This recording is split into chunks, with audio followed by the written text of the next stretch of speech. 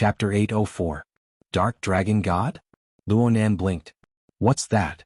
This is one of the water gods in the traditional myths of Ban City. Is there a supernatural god in Sokka?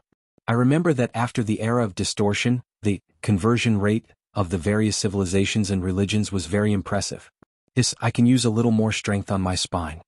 Snake Tongue remained silent. She just responded with more strength.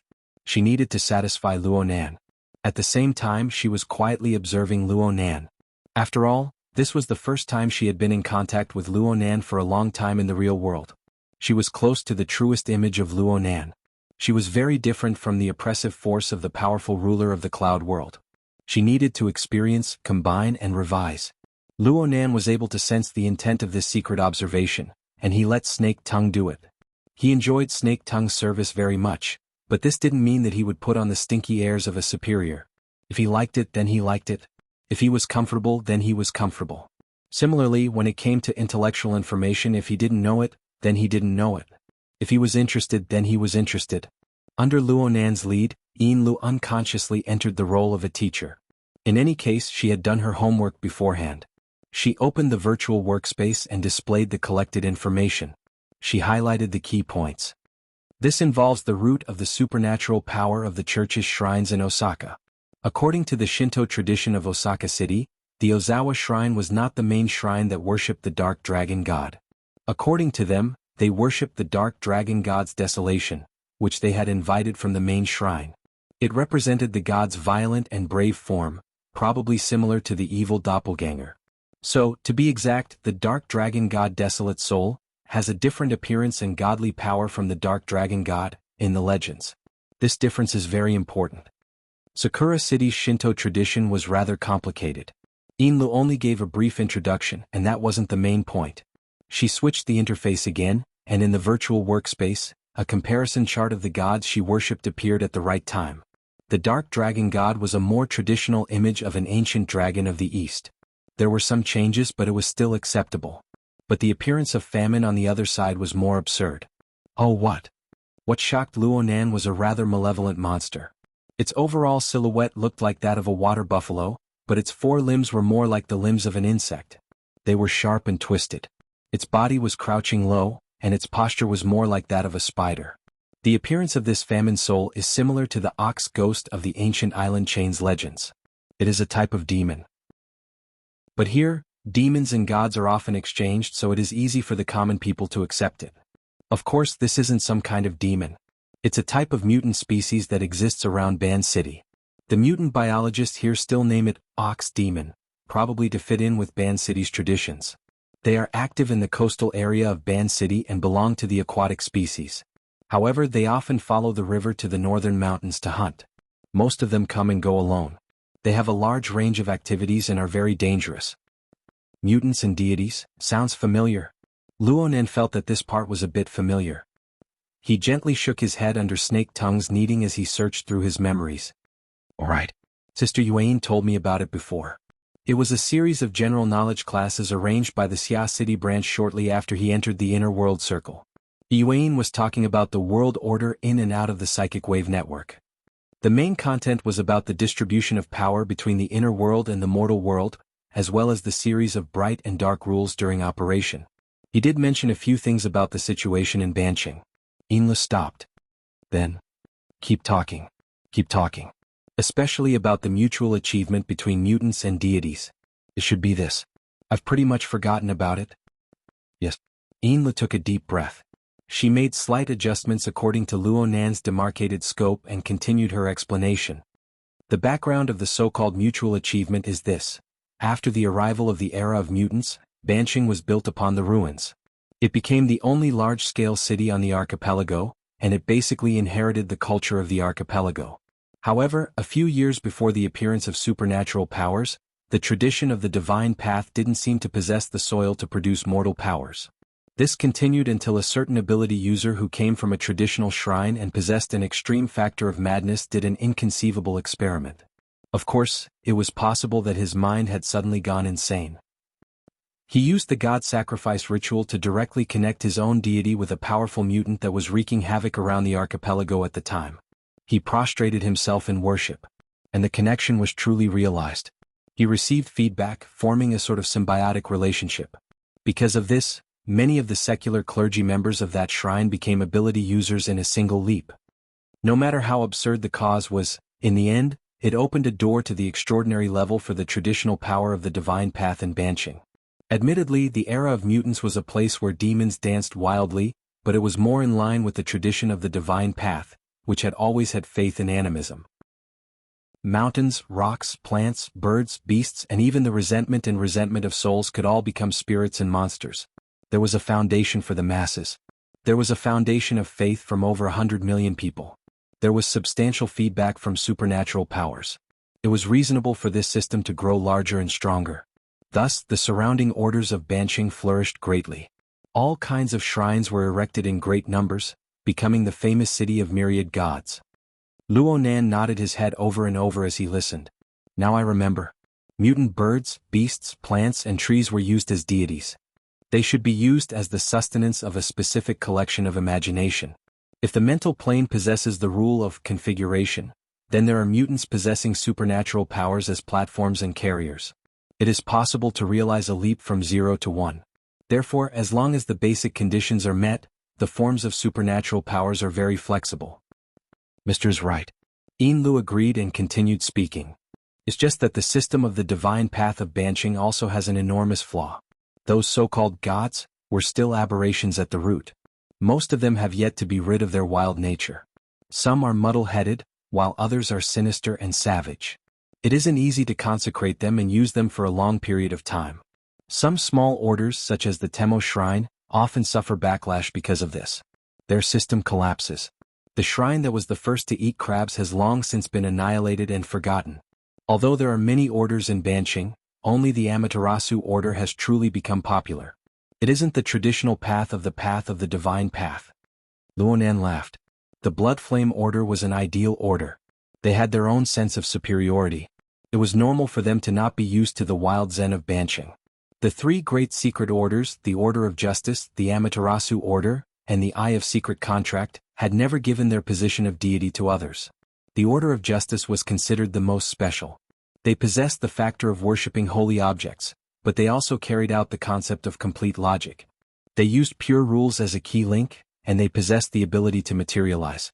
Creating something out of nothing seemed illusory, but it was actually the most stable. Luonan suddenly thought of something. He turned his head and smiled at Snake Tongue. Your myriad spirit order is too casual. Their sacrificial rites and incantations are all over the place. They lack sincerity. I've made a fool of myself in front of my lord. Snake Tongue was calm. Although she was born in Banshing, a lineage of the divine path that could be called pure law, her natural disposition was callous. She didn't have any protective heart. She just used Banshing as a bunker, and the myriad spirit order was the outer cover of the bunker. It was fine as long as it had an appearance. If she had 1/10 of the concentration she spent on the massage today, the myriad spirit order would have a different appearance. Luonan was just speaking without thinking. He indicated for Yin Lu to continue explaining. Yin Lu changed the page of the virtual work area, focusing once more on the Great Zay Order. The Great Zay Order is quite mature compared to the other mediocre Temo Shrine. It is said that the dark dragon god wilderness soul they consecrate, the Great Zay Order, has gradually grown in wisdom over the past few decades. Its spirituality is quite high and it can even communicate with people. But it is precisely because of this that its reactions are more uncertain. According to the information, I have basically reconstructed the situation from last night. Here is an example that is more tragic than the Great Zay Order. There is a Honda shrine to the west of Banshing. It belongs to the Temo Shrine, a branch of a branch. It mainly consecrates the Leech Child God and its soul. Its influence is small. It is this Leech Child God's avatar that was hijacked by the Amaterasu Order last night. The entire order system collapsed in an instant, and 3 priests of various levels died on the spot. This is the first confirmed victim of the Amaterasu Order's operation this time. But basically no one has mentioned it. The 2 shrines of Honda and Great Zay have always been publicly recognized as having a close relationship. It is extremely likely that the Dark Dragon God Wilderness Soul was frightened by the unforeseen event at Honda Shrine. It left Banshing far away and no one knows where it fled to. Luonan furrowed his brows. So the Great Zay Order sold off a large amount of assets to flee with their own god. Is there something wrong with this? Yes. I feel that this decision was made too hastily. Yin Lu focused the information page on a certain man who looked very casual and confident. The number 2 figure of the Great Zei Order is Matsudaira Yoshio, who currently presides over the affairs of the order. It is said that he is a very shrewd person. He has been doing very well in banching these past few years. It is hard to imagine that he would sell off his assets in such a hurry. But it is also possible that he received other information. We need further information to support this. Luonan shook his head. The Great Zei Order was just a small detail in the overall situation of banching. He paid more attention to the situation of the Amaterasu Order. So what if they are from other orders and shrines? The Honda Shrine and the Great Zei Order are already in this state. Don't they have the slightest bit of sympathy? Can they still hold on? The Dark Dragon God ran away. So what if there are other so-called gods? This? A voice suddenly interrupted Yin Lu as she was preparing her words. There won't be any changes. Snake Tongue just happened to pinch the back of Luonan's neck. She moved closer and spoke in a soft voice. Her warm breath was extremely pleasant. Luonan's neck turned slightly along with the moderate strength of her fingers. He asked without thinking, why? The orders and shrines of banching have long since gotten used to living under the control of the Amaterasu Order. It's just like how the common people are used to making a living under the shadow of a giant corporation. Some people are muddle-headed. Some people have some experiences but they aren't willing to think deeply about it. Some people have thoughts of struggling but they don't have the strength to struggle. Under such a general trend, 99% of the people will maintain their established path and complete the role they were given. This is tradition. This is also the basic rule of living within. Even if they are destined to be dealt with tomorrow, they will still have to compare the result of being dealt with and the result of violating the rules. Which one is more miserable? In the end, most of their choices will still be carried out according to the established rules.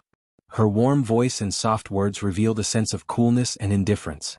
It made Luonan raise his eyebrows. They can't even muster the thought of resisting? Why would they resist? Snake Tongue laughed softly. The appearance of the god path of banching can deceive ordinary people. But who doesn't know what's going on when it comes to ability users? The various orders and shrines can only use the name of one spirit four souls to cover up and deceive themselves.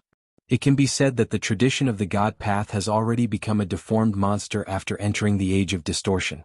For the sake of obtaining supernatural strength, people think of every way possible to support and please those ignorant and violent mutants. These rules themselves don't possess the value of maintaining them.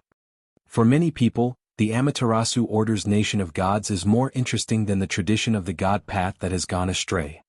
Nation of gods? Luonan heard a new term and asked subconsciously.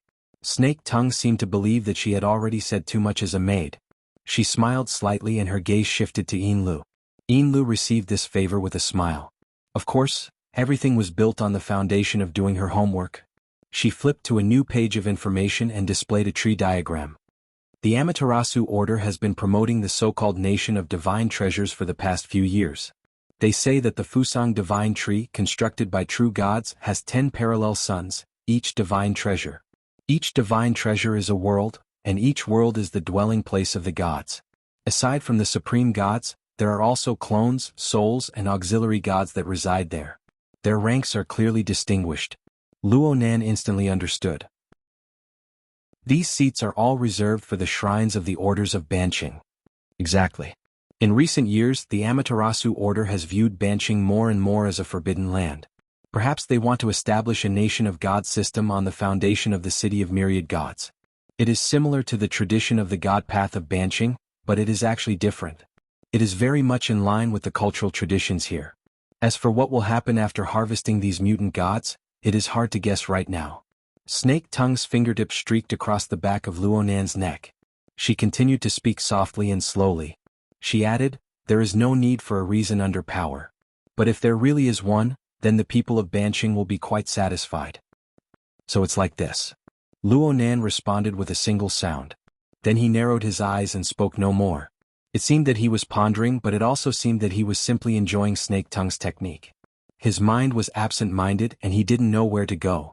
This period of silence lasted for an especially long time. Normally, Yin Li's mental fortitude was lacking. However, Snake Tongue was present before her eyes. She more or less had a competitive streak in her heart. She saw that Snake Tongue was humble and calm when she accompanied Luo Nan.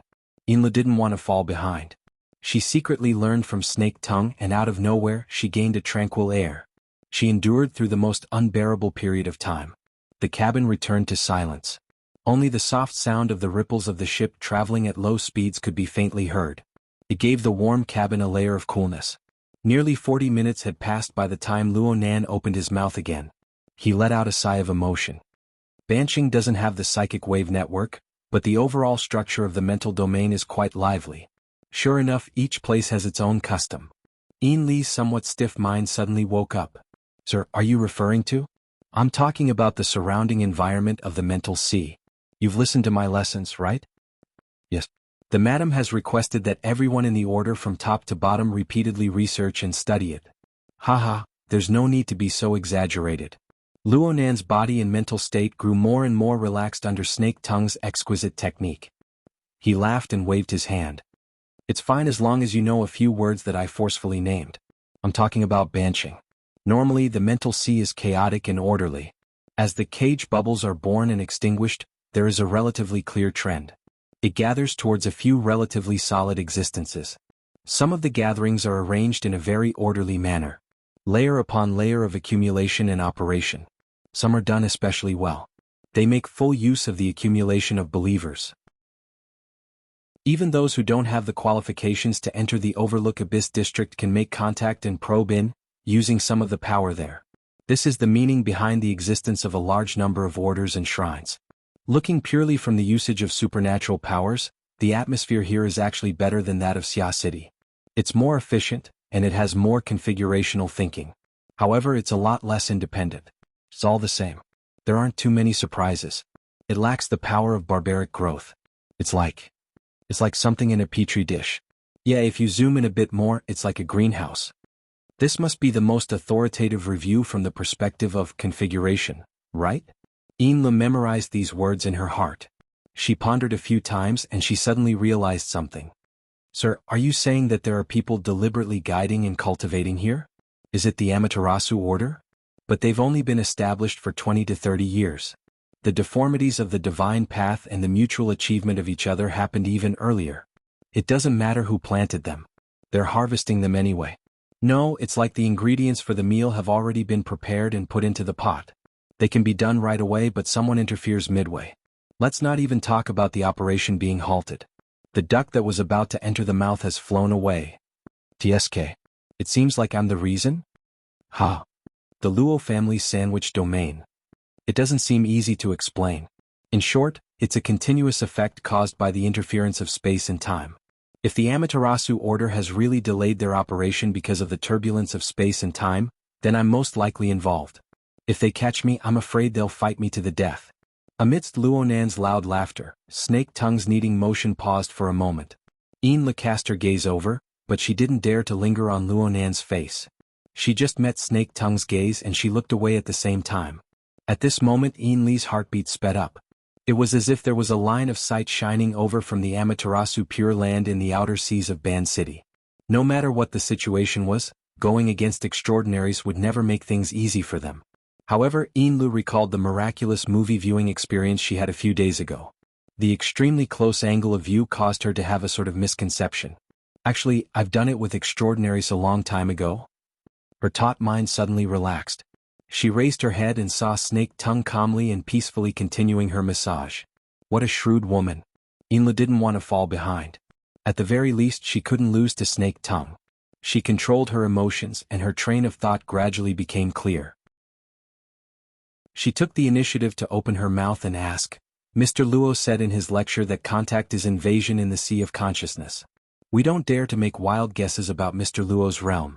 However, Ban City is the headquarters of the Amaterasu order. Can the mental senses of those two extraordinaries probe and search? It's basically impossible right now because it's chaotic enough.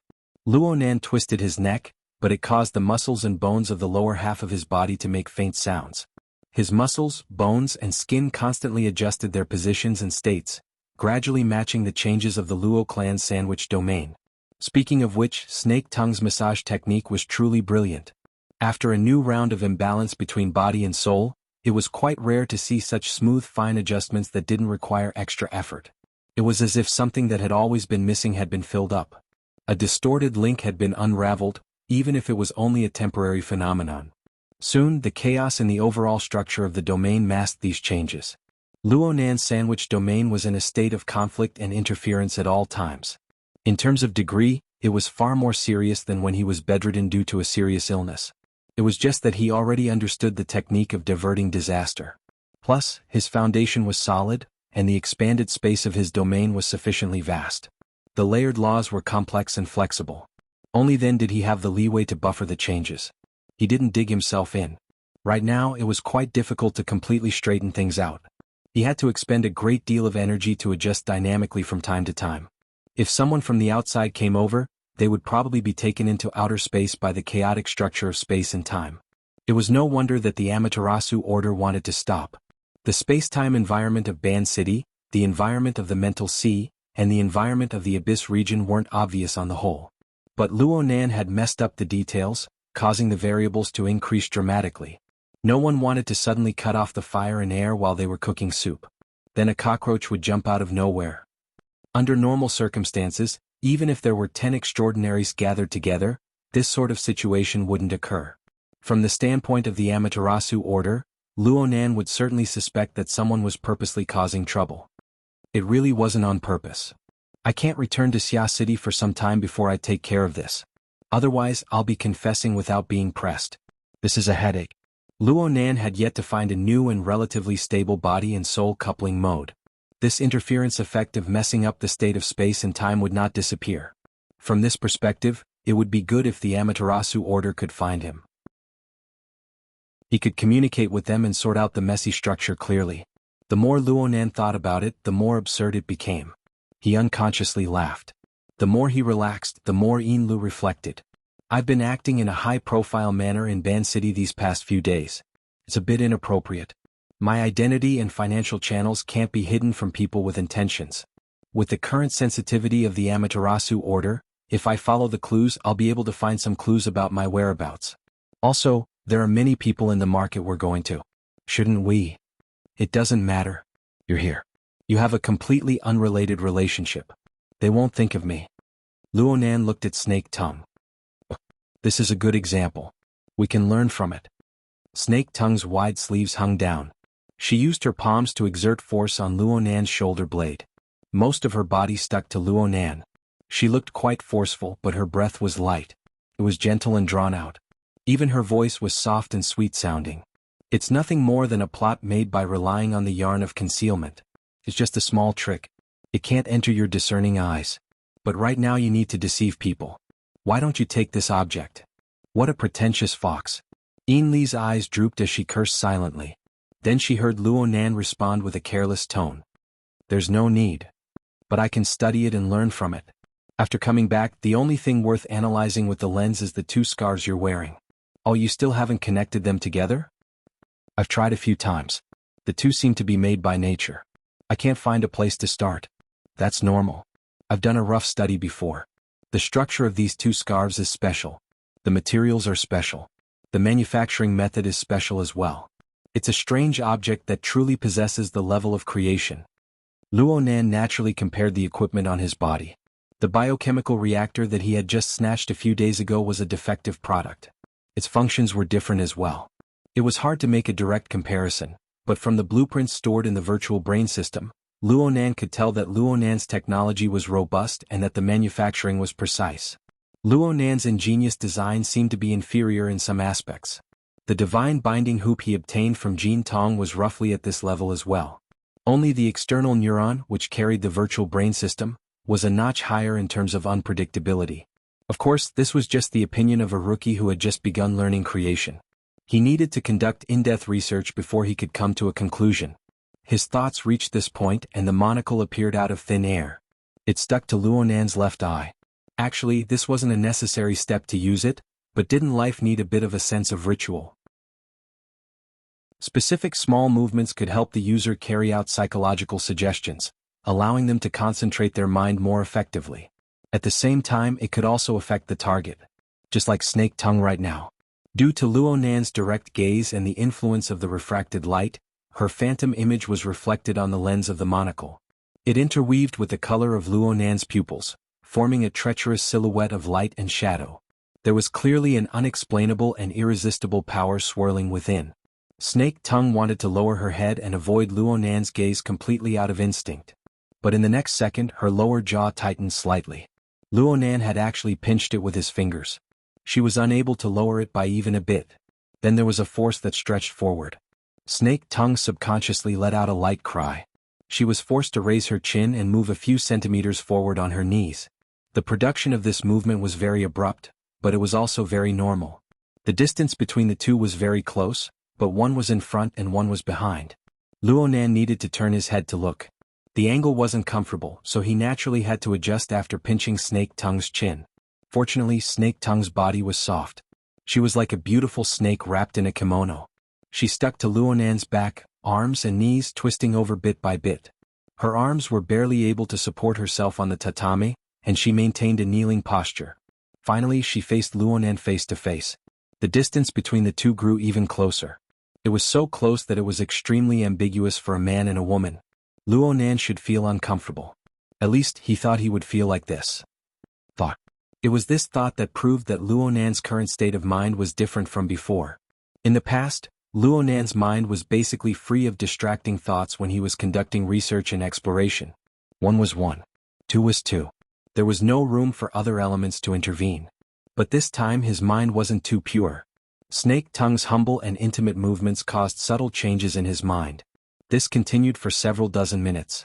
Luonan believed that he had gotten used to it, but a slight change in angle was actually able to bring about a whole new level of stimulation. A single excessive movement or even thought brought about a chain reaction.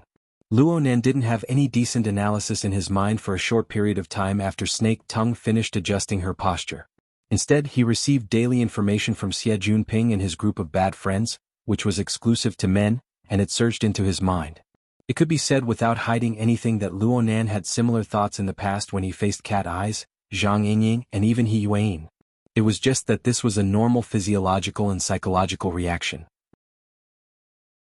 As long as he considered their friendship and mutual respect, he wouldn't think further down the line. If he had a sense of morality, a sense of shame or something like that, then perhaps it would be useful. But Snake Tongue was different.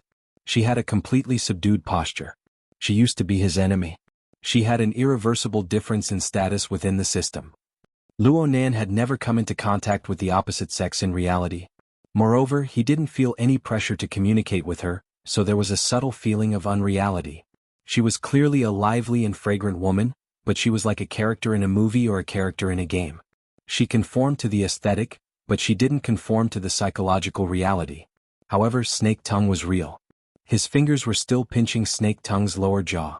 There were a few minute movements as he gently stroked her smooth skin, experiencing the texture and contours of her skin and bones. There were some false elements of the effects of the muslin of concealment, but this wasn't the main point. The main point was that this method directly probed into the depths of Snake Tongue's heart. There was also the subtle feedback. Luonan was able to capture Snake Tongue's immediate psychological reaction. She was subdued, humble, and a deeper layer of fear and awareness. All of this was mixed together under her docile attitude. From beginning to end, it was as if she was a dense warm mist of water vapor. She silently endured everything, and she naturally dispelled the necessary reaction force. It doesn't matter what I do, she won't refuse. Inlu won't stop me. Right now she was in a very awkward situation. She was in a dilemma. She and the others have considered the problems and made preparations far more than I have. Luonan had always been a sharp person. He just didn't ponder deeper into things. He didn't waste his thoughts and energy. But right now there were some thoughts deep within his heart. They were like a primeval forest after a heavy rain. Plants and vines wildly grew and spread. Right now Luonan didn't know what kind of expression he should display. The collapse of his mental barriers combined with his shallow experience allowed his face to maintain a tranquil or wooden state. He completely obliterated the uneasiness from his new experiences. His thoughts dominated everything as if it were a matter of course. Emotions and thoughts caused changes in the body. Perhaps it would be more accurate to reverse the cause and effect relationship. Luonan had the ability to sense the more detailed things within his body, but he no longer had the mind to delve into them. He just felt strange and a bit awkward. but he felt more comfortable. Extremely comfortable. Whether it was the rise and fall of his blood energy or the circulation of his thoughts, everything was free and smooth. He really liked this state. Of course he liked it a lot. Next. Luonan's finger was about to move down, but he had already let his fingertips streak across the tender flesh under Snake Tongue's lower jaw, moving down along her neck. Snake Tongue's lower jaw didn't have the strength to support it, but she still maintained her original posture. She didn't move at all, allowing her fragile and slender neck to be exposed. It was a posture that defied the instincts of living creatures. It was as if she was displaying an attitude of stretching out her neck to be slaughtered. However, her calm and gentle aura carried a devout awareness. It was just like this. It perfectly conformed to the positioning system of the format pyramid. It made all of Luonan's movements possess the righteousness and dignity of a monarch bestowed by God. Justice on the intrinsic plane and stimulation on the perceptual plane fused together. Luonan didn't have any reason to stop. Bang! The radiance suddenly flashed within his brain.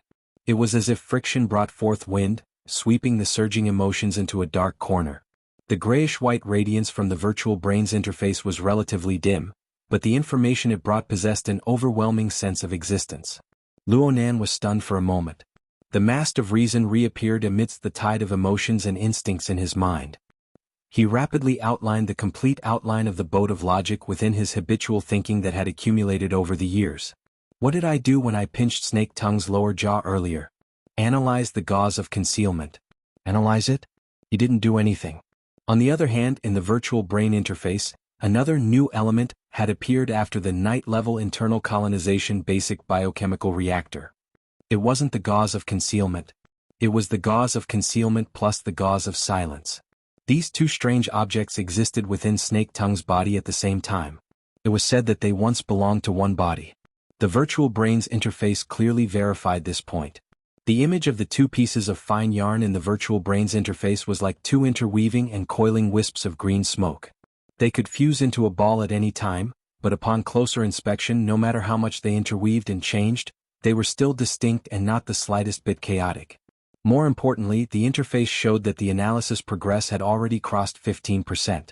This was an astonishing speed. It was much faster than Jean Tong's psychic light seed. It seemed to be a level higher than the biochemical reactor. Half a year ago, he had analyzed the biochemical reactor from Li Yiwei's body and found its true appearance. He had spent a total of 40 minutes. Looking at the current situation, he might be able to solve the problem in less than 20 minutes. Or maybe 10 minutes? Luonan had done a lot of research and he had a basic understanding of the analysis mode of the external neuron. The biochemical reactor had an extremely fast analysis speed. The database already had the corresponding information. All he needed to do was to search for it. Jean Tong's psychic light seed belonged to the electromagnetic configuration category. Even though there were differences in Jean Tong's personal style and details, the general structure and outline remained the same. The analysis speed wasn't slow either. For instance, the Blood Soul Temple Mo Luan and Yuan X clearly didn't exist in the database. They could only start from the beginning and they were often stuck in progress. Luonan needed his own understanding to be in place in order to advance faster. As for the Wraith sign, its system structure conflicted. Basically, there was no need to think about it. Clearly, the yarn of concealment and the yarn of silence belonged to the biochemical reactor's situation. However, this pair of strange objects was clearly on Snake Tongue's body. Luonan didn't deliberately use interference waves to sense and detect them. The virtual brain system had already analyzed them, and they were naturally incorporated into Luonan's own system. Their ownership was clear. This is because Snake Tongue has already been captured by me. She has entered the great production line of formatting theory. She is a believer, so she belongs to me by default. Even the treasures on her body are mine? This way of thinking was pretty good. It was in line with the inclination of the human heart. Luonan no longer had any further thoughts. The rapid progress of the analysis was urging him to get down to business. If he were to continue, his thoughts would go crooked. He let out a silent sigh and pulled his hand back. It's fine. Snake Tongue finally revealed an astonished expression. Yin Lu, who was kneeling far away, was the same. The emotions in their hearts were much more complicated than their outward expressions. I can see it just by being here. Luonan gave a careless explanation. This explanation was nonsense, and the awkwardness that had disappeared all this time finally seeped out. He didn't really like this feeling. He let out a low cough and furrowed his brows. We need to do research today. We definitely won't be going to the market. Let's talk about it tomorrow. Yes. Lu and Snake Tongue responded as one. Their tacit understanding was complete. But what should they do next? How should they spend the night? These two extremely scheming women were at a loss for a time. Luonan didn't have these worries because the virtual brain interface lit up with a red warning light at this moment. A pop-up window that had not appeared for a long time jumped out. Back when Luonan first came into contact with the virtual brain system, the continuous pop-up windows gave Luonan a certain psychological shadow. He deliberately changed the settings after he gained a basic understanding of the system. There was only one pop-up window right now, and it was just a string of flowing information. It was the language of a mysterious and unknown civilization. These words had already become the core of Luonan's formatting theory system. The general meaning of these words was already clear. Target architecture analysis complete. Corresponding data exists in the database. Establishing file index. Heaven Abyss Code *******. Heaven Stairway Level 4. Specialized Spirit Core Production for Lamination Interference. Designer. Name XX. Internal information. Not public. Chapter 805. TSK was true. The muslin of concealment and the muslin of silence were both products of a mysterious civilization. They were of the same origin as the divine binding hoop. However, the shape was more or less outside of Luonan's expectations. This sort of fabric-type object could be considered a spirit core? Though Luonan could borrow the marvelous power of the secret glyph to make wild guesses, his foundation was lacking in the end. He really could not understand the series of coding rules and characters on it. However, he could faintly understand the meaning of the name of the designer and the person who named it. According to the concepts of Earth, the first character roughly had the meaning of pillar or pillar. The second character felt like it had the meaning of seclusion or a house. How did he translate it? Liang? Liang-in? Beamhouse? Liang Lu? That's it. It was more pleasing to the eye to translate it to Liang Lu. Luonan felt a sense of accomplishment as a translator, but this feeling soon vanished like smoke in a puff of smoke. It didn't matter what he translated this person's name into, and it didn't matter who Liang Lu was. The rapid analysis progress suddenly came to a halt when this piece of information appeared. The index had been established, and the direction was very clear. However, the corresponding information could not be opened at all. Luonan obviously noticed the words non-public, but he didn't think much of it in the beginning. After all, the external neuron was in his hands. What did it matter if it was internal or not? It looked like the situation was not simple at all. The progress stopped for approximately half a minute.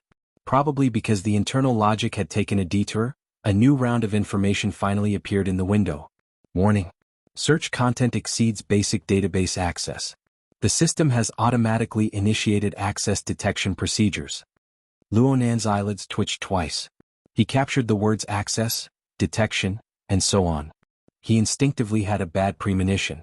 He subconsciously consoled himself. The more restricted the information was, the more precious it should be, right? The virtual brain system followed the established settings strictly. Conducting core configuration nature detection. Core configuration fusion type replacement process detected. Temporary ownership change completed. Access detection complete. Holder's current access, ownership, temporary. Knowledge search, expert level, pending detection. Resource transfer, sergeant rank, pending detection. Heaven Abyss network, none not connected. Warning. Holder's access is insufficient. Index has been erased. The corresponding information has entered special protection procedures. Luonan blurted out, attracting the attention of Snake Tongue and Lu, but he did not know it at all. He simply pressed the virtual brain system with his telepathic thoughts, but after a round of operations, not just progress, even the information about Liang Lu in the pop-up window and the images of the Veil of Stealth and the Veil of Silence that he had mostly parsed were wiped clean. It was as if nothing had happened. What the hell is temporary? Luonan laughed in anger.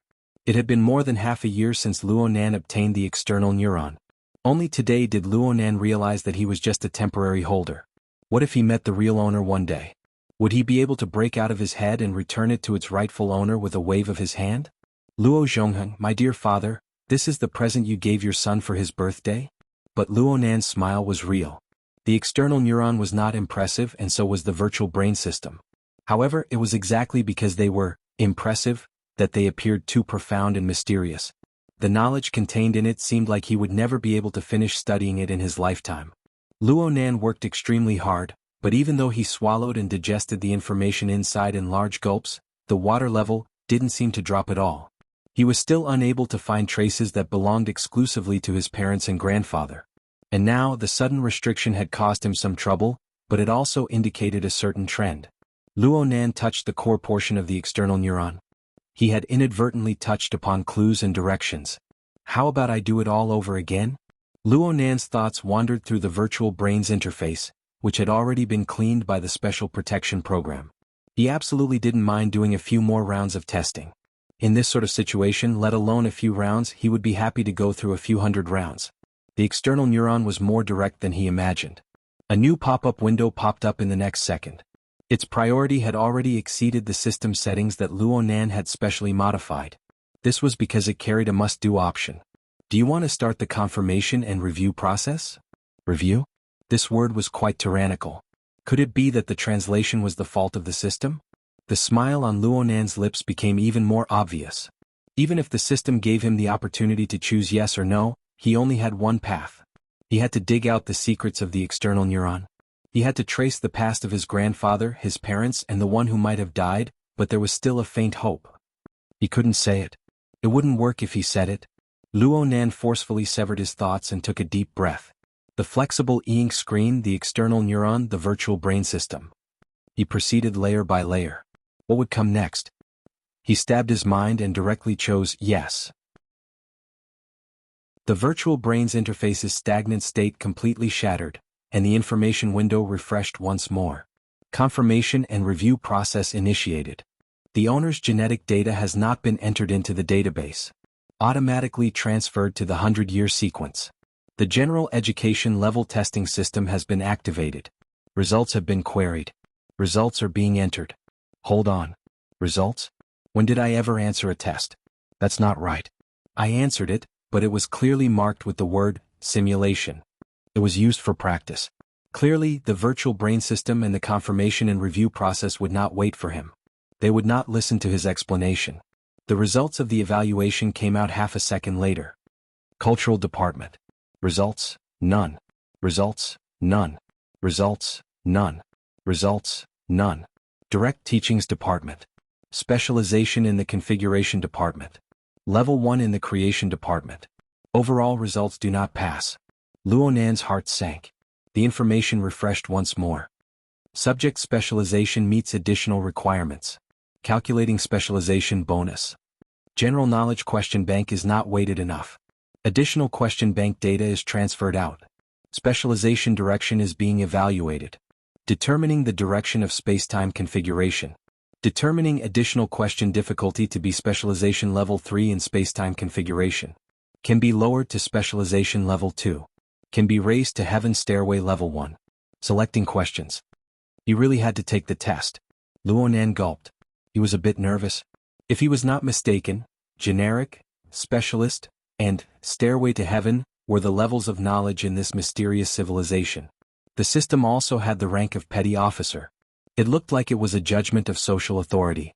It was similar to the SCA of Earth. It was not easy to make wild guesses about the mysterious civilization's method of judgment. But on the SCA's side, once one's authority level was set, one would need to spend a large amount of money to obtain victory through pure capital and power. Otherwise, one could only accumulate credit and contributions bit by bit. One step behind and one step behind, one step behind. Warning. No corresponding questions have been found in the local question bank. Automatically linked to the Heaven Abyss Mirror System. Link to relay signal. Signal not linked. Signal already linked. Link broken. Warning. Link signal strength is extremely weak. Unable to link. Confirmation of authority review procedure failed. Bang. Luo Nan's fist smashed down, directly smashing the tatami into pieces. Snake Tongue and Yin Lu were both stupefied on the spot. Luo Nan's previous shouting and laughing was already very strange. Now his anger was completely without reason. Yin Lu wanted to ask, but at this time, the monocle floating in front of Luo Nan's left eye seemed to have a problem. Fine cracks blossomed on it, looking as if it could shatter at any moment. From Yin Li's angle, it was as if she could see the callous vertical pupils of a viper. They were filled with a dense feeling of inhumanity. Her courage to speak was completely drained in an instant. Whether it was Yin Lu or Snake Tongue, they both lowered their eyes and bent their backs. They just stared at the tatami beneath them like statues. So they didn't see the subtle change in Luonan's gloomy face behind the cracked monocle. Luonan felt the lens heat up slightly. The element that stimulated it was unexpectedly very far away. It was far behind the barriers of space and time, in the space of the tree hole of the mist maze where the lens was located. Right there, the torrents of information from every corner of the maze were still as chaotic and violent as ever. However, as the lens at the center of the tree hole, the screening efficiency of all the information had been significantly accelerated, and the corresponding consumption had been significantly increased, to the point that the spacetime of Earth was affected. It seemed that some sort of clue had been exposed. Luonan reached out to touch the lens. The already extremely frail structure really couldn't hold on any longer. It shattered in an instant, transforming into faint water vapor that dissipated into nothingness. Luonan didn't care about this. His attention was divided into two. One returned to the space of the tree hole, and the other stayed within the virtual brain system. Then he saw the virtual brain system's information window undergo a new round of refreshing.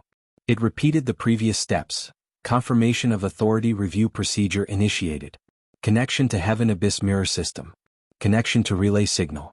Signal not connected. Relay signal? How could there be such a coincidence? Luonan thought about the origins of the external neuron. It was actively connecting to this signal. There was certainly a close connection between this signal and the chaotic information flow of the mist maze. Luonan suddenly stood up. Such a large movement caused Snake Tongue and Yin Lu to raise their heads to look at him. Luonan wasn't in the mood to pay attention to them. He turned around and walked toward the master bedroom. Luonan's mind had already turned in many circles in the time it took him to take 2 steps. He seemed to recall that there were settings for functions like receiving signals and network links. Found it? Luonan soon found the specific settings related to signal links in the virtual brain system. He brought up a detailed visualization window. The details of the signal strength were clearly displayed on the interface that he didn't quite understand. He didn't understand the specific professional units of measurement, but the thermometer-style bar graph, the hierarchical nodes, and the corresponding color configurations were things that even a fool could understand. The black area at the bottom, as well as the adjacent red area, clearly meant that there was no signal and weak signal. The pointer that represented the signal strength swayed between these two regions. There were no signs of it increasing. There were too many interference factors in Earth's space and time. He had to go back. The sound of scraping would ring out. The bamboo lattice sliding door of the master bedroom sensed his arrival and automatically opened. Luonan entered with large strides. He didn't wait for the sliding door to close. His figure impatiently entered the transition process of the sandwich domain. He disappeared like a bubble before Snake Tongue and Yin Li's eyes. The sliding door closed.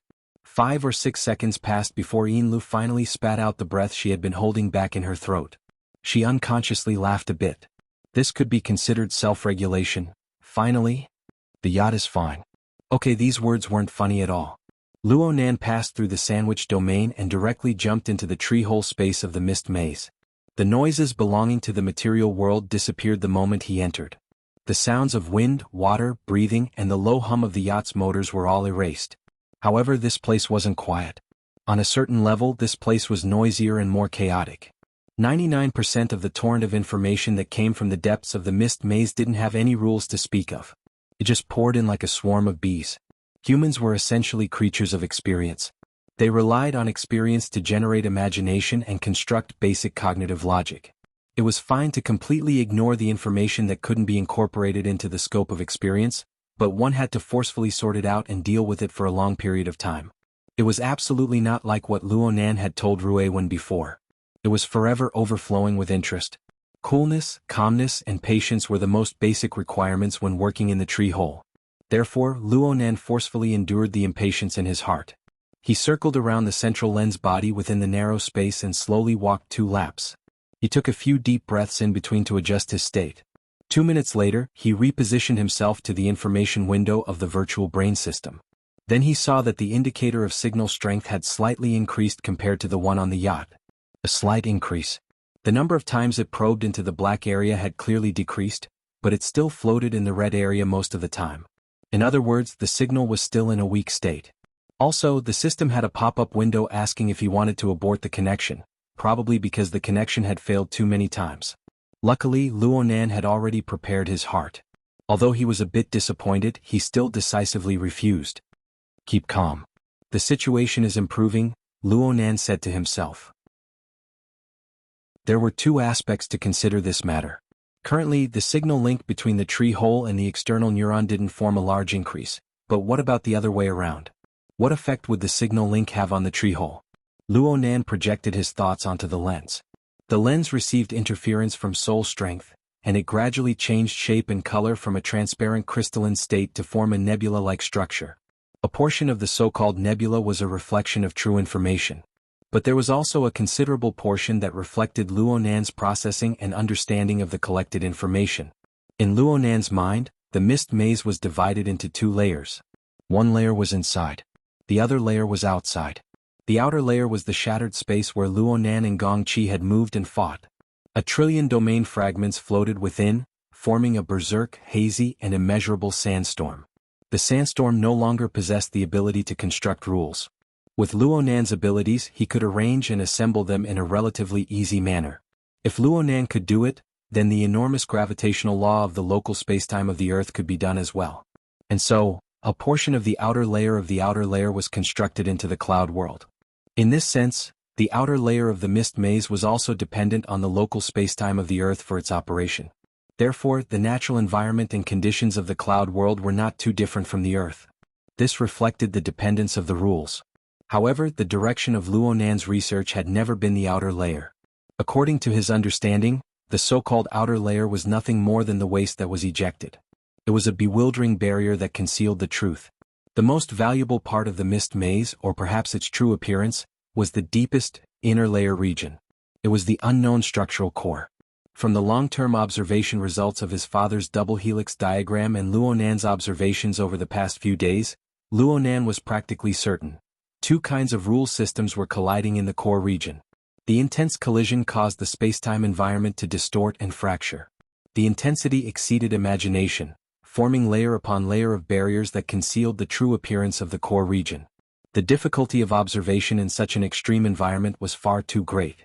At the very least, his father had never succeeded in doing so until 6 years ago. The product of the Tree Hole project changed from a sail that sailed across the ocean to a satellite that orbited and surveyed the world. A large portion of Luo Zhongheng's later energy was used to analyze the signals emitted by the collision of galaxies. From Luonan's perspective, the tree hole was already of a very high level. But when faced with the complex environment of the core region, it became an old-fashioned radio. As the controller, Luonan could only endlessly adjust, calibrate and cover manually in order to obtain a clearer and more accurate signal. There were no other methods that were more efficient. The problem was that even if the old-fashioned radio was manually operated to probe to the bottom, there were only a few circuits and components going back and forth. The audio signals received possessed clear rules and order. Luonan controlled the tree hole. There was no need to explain the complexity of the basic construction. He needed to mobilize his entire mind to capture the information flow from every level and every dimension. He needed to sort out logical clues from the chaos. Luonan was pondering over a more efficient method of analysis. He wanted to find an automated, semi-automated analysis method. He wanted to turn these details that needed to be sensed by soul strength into information that could be collected and analyzed by instruments on the material plane. He wanted to start with creation, but his train of thought wasn't particularly clear. And at this time, the signal link of the external neuron was like a beam of light in the darkness. This description was a bit disgusting, but it fit the essence. With his father's endorsement, the relationship between the external neuron and the mist maze was already as clear as day. It was just that he was unable to find a more substantial connection, until the signal link appeared. Luonan was almost certain that the signal received by the external neuron came from the core region of the mist maze. Most importantly, this signal certainly possessed some rules and order that could be deciphered. Luonan was still unclear about the details within. He was unable to sense the signal that the external neuron could sense. He was completely baffled by the logic of the external neuron's analysis of the signal. It was like how ordinary people were unable to sense the electromagnetic waves that penetrated their bodies at all times, but the corresponding electronic products could make full use of them. What did this mean? Thinking about it from a bad point of view, this meant that Luonan knew what was going on, but he didn't know why. The problem still couldn't be solved at its root. But thinking about it from a good point of view, this represented that Luonan had touched upon another dimension of information. Even though he didn't understand the logic within, he was able to make a certain direction of filtering based on the linked state of the system and the flood of information. Even though this sort of filtering was destined to be a stroke of luck type, it greatly increased the probability of success. In terms of personality, Luonan had the bad temper of a researcher. He was also a bit philosophical and idealistic. He wanted to get to the bottom of everything, and he always wanted to integrate a universal truth that was applicable to all things. But today he was going to be a theory of results. He didn't care at all what the signal receiving module inside the external neuron was like or what the logic of its analysis was like. All he wanted was for the virtual brain system to display the words, "link successful." Techniques, theories, and the like had to take a back seat at this time. What was needed was patience and focus. Luonan rolled up his sleeves and forcefully slapped his cheeks. Let's do it. Reality proved that once a person became focused, they had no concept of time at all. During this time, Luonan's entire mind was used on the manual operation of the tree hole. He used it on the separation, classification, and interference of the flood of information. It was hard for him to capture the unique characteristics of the so-called relay signal. He could only endlessly select samples from the flood of information, slice them, compare them, and filter them. Even if he couldn't increase the signal strength, he could still reduce the signal strength. As long as it was a method that could affect the relay signal, Luonan would search for it, examine it, and make a further attempt. Of course, he still had to make records. Since these were things on the perceptual plane, many of them were subtle and indescribable feelings. Luonan was really unable to reason them out logically. Aside from words, quantitative analysis, and structural diagrams, there were also large amounts of bizarre lines, outlines, colors, and the like. These were some immediate feelings, emotions, and impressions. Because of this, Luonan, who had always adhered to the classical realistic style of painting, had to deviate towards the modern and postmodern direction. Later on, Luonan flipped through the interface of the work area. Even Luonan himself was unable to understand psychic diagrams. Luonan even had to bite the bullet to recall and analyze them. He went back and forth like this. Over and over, he switched between the dual domains of logic and sensation. Luonan was highly sensitive to changes in information, but he was slow and even numb in other aspects. But numbness had its limits. Luonan didn't know why, but a wave of dizziness suddenly assaulted his mind. His mind went blank for a moment. He instinctively wanted to trace back to his previous train of thought in this moment of stupefaction.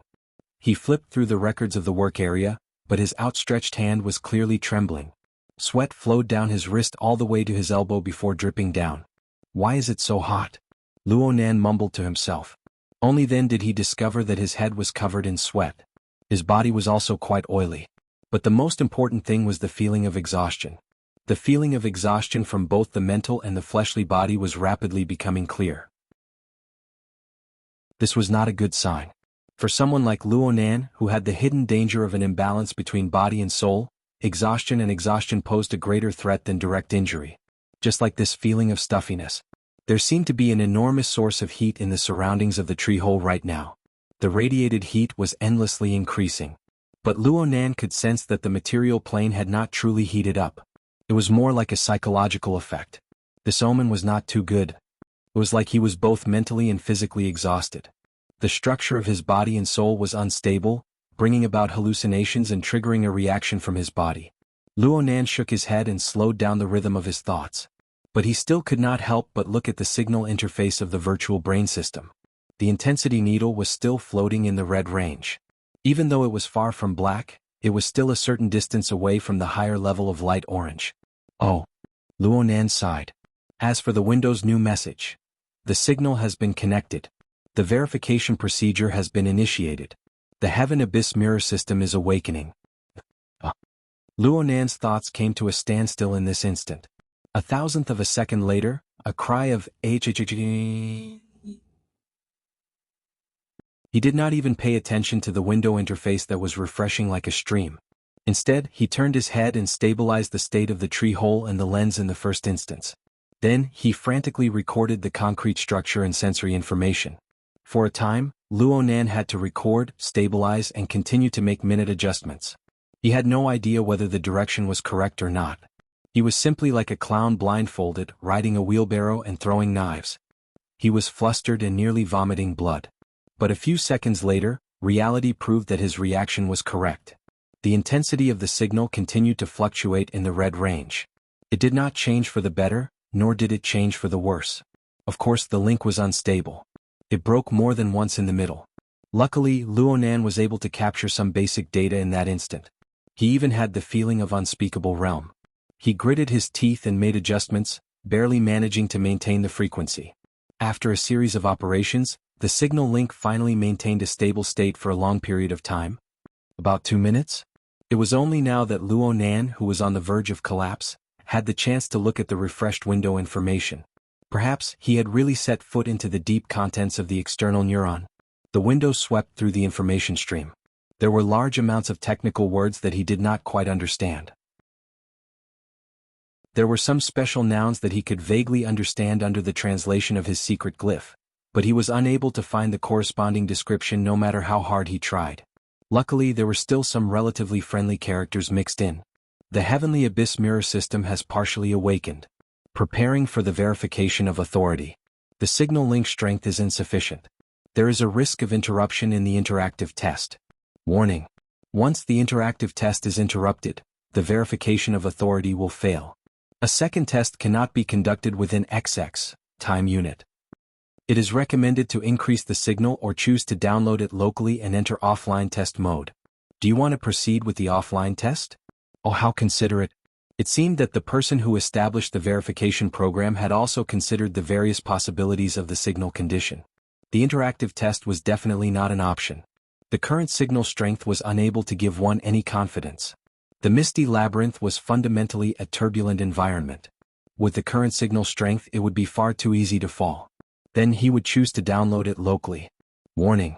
According to the verification program, the difficulty of the offline test will rise by 1 level. Luonan slapped his forehead, but he chose yes without the slightest hesitation. From his perspective, this was the only answer. Soon, a progress bar appeared on the virtual brain interface. There was nothing new about it. But Luonan was perfectly satisfied as long as it could persevere. Looking at the progress bar, the speed didn't seem to be slow. After observing for approximately 5 minutes, it seemed to be crawling at a rate of 1%. Before this thought could be completed, the signal was cut off once more. Luonan spat out a mouthful of saliva when he said, "Fuck." But no matter how restless he was, he could not be the slightest bit messy with the utilization and analysis of his power on the mental plane. Sweat dripped into his eyes, but he could not be bothered to wipe it away.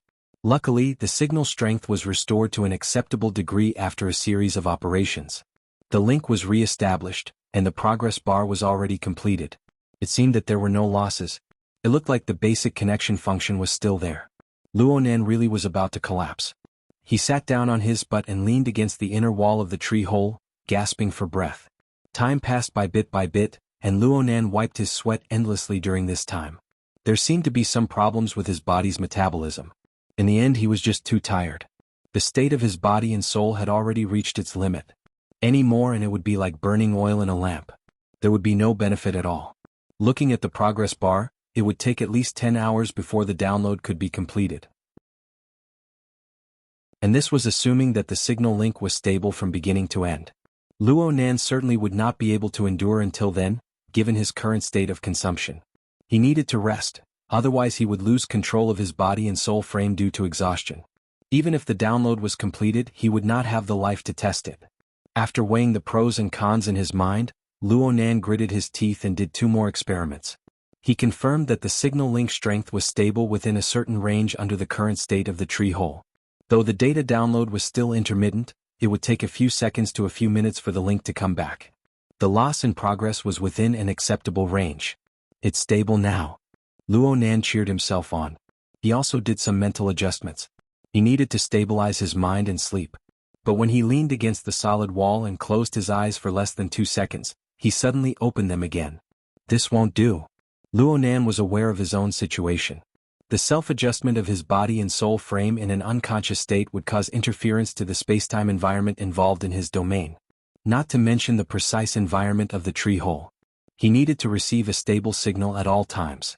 If he slept here, all his previous efforts would have been wasted the moment he woke up. It was best to avoid it. How could he avoid it? Luonan grabbed his wet hair and pondered for a long time. Finally he smacked his forehead. When he raised his hand again, his fingertips were clearly pinched with a fine and brilliant spark of electricity. He took out the external neuron and carefully placed this inconceivable strange object by the side of the lens, causing it to float naturally. Luonan cherished this strange object greatly ever since he obtained it. He rarely let it be exposed to the outside world. However, the tree hole could not be considered outside. This was a part of the construction of Luonan's domain. There was no essential difference between being here and being inside his skull. But in this way, Luonan could use the spacetime barrier to create a buffer zone. He could avoid direct interference from the adjustment of his body and soul frame. It was a win-win strategy. Now, pull away. Luonan returned to Earth's spacetime once more. He looked at the light outside the porthole. It should be late at night. He didn't care about the specific time period at all. Luonan's legs went limp when he stepped on the tatami of the master bedroom. He was careless and his left foot tripped over his right foot. He fell to the ground, sprawled on his back and flipped over. The feeling of exhaustion and weakness had completely broken through his limits. He hadn't been this tired even when he fought with Gong Qi. Luonan confirmed one last time that the external neuron was still downloading after passing through multiple spacetime barriers. Luonan quickly fainted. Actually, I should take a bath. This was his last thought. Chapter 806. Luonan slept, but he didn't sleep peacefully. The heat on his body followed him like a shadow. Even though he was in a cabin with a suitable temperature, the heat did not subside. In addition, his mind was overly tense. He seemed to have woken up twice in the middle. He looked at the download progress in a daze, confirming that the link still existed and that the progress bar was crawling at a tortoise speed. Only then did he fall asleep again. Oh, I think I went back to the tree hole once? In any case, the boundary between dream and reality had unknowingly dissolved in the end.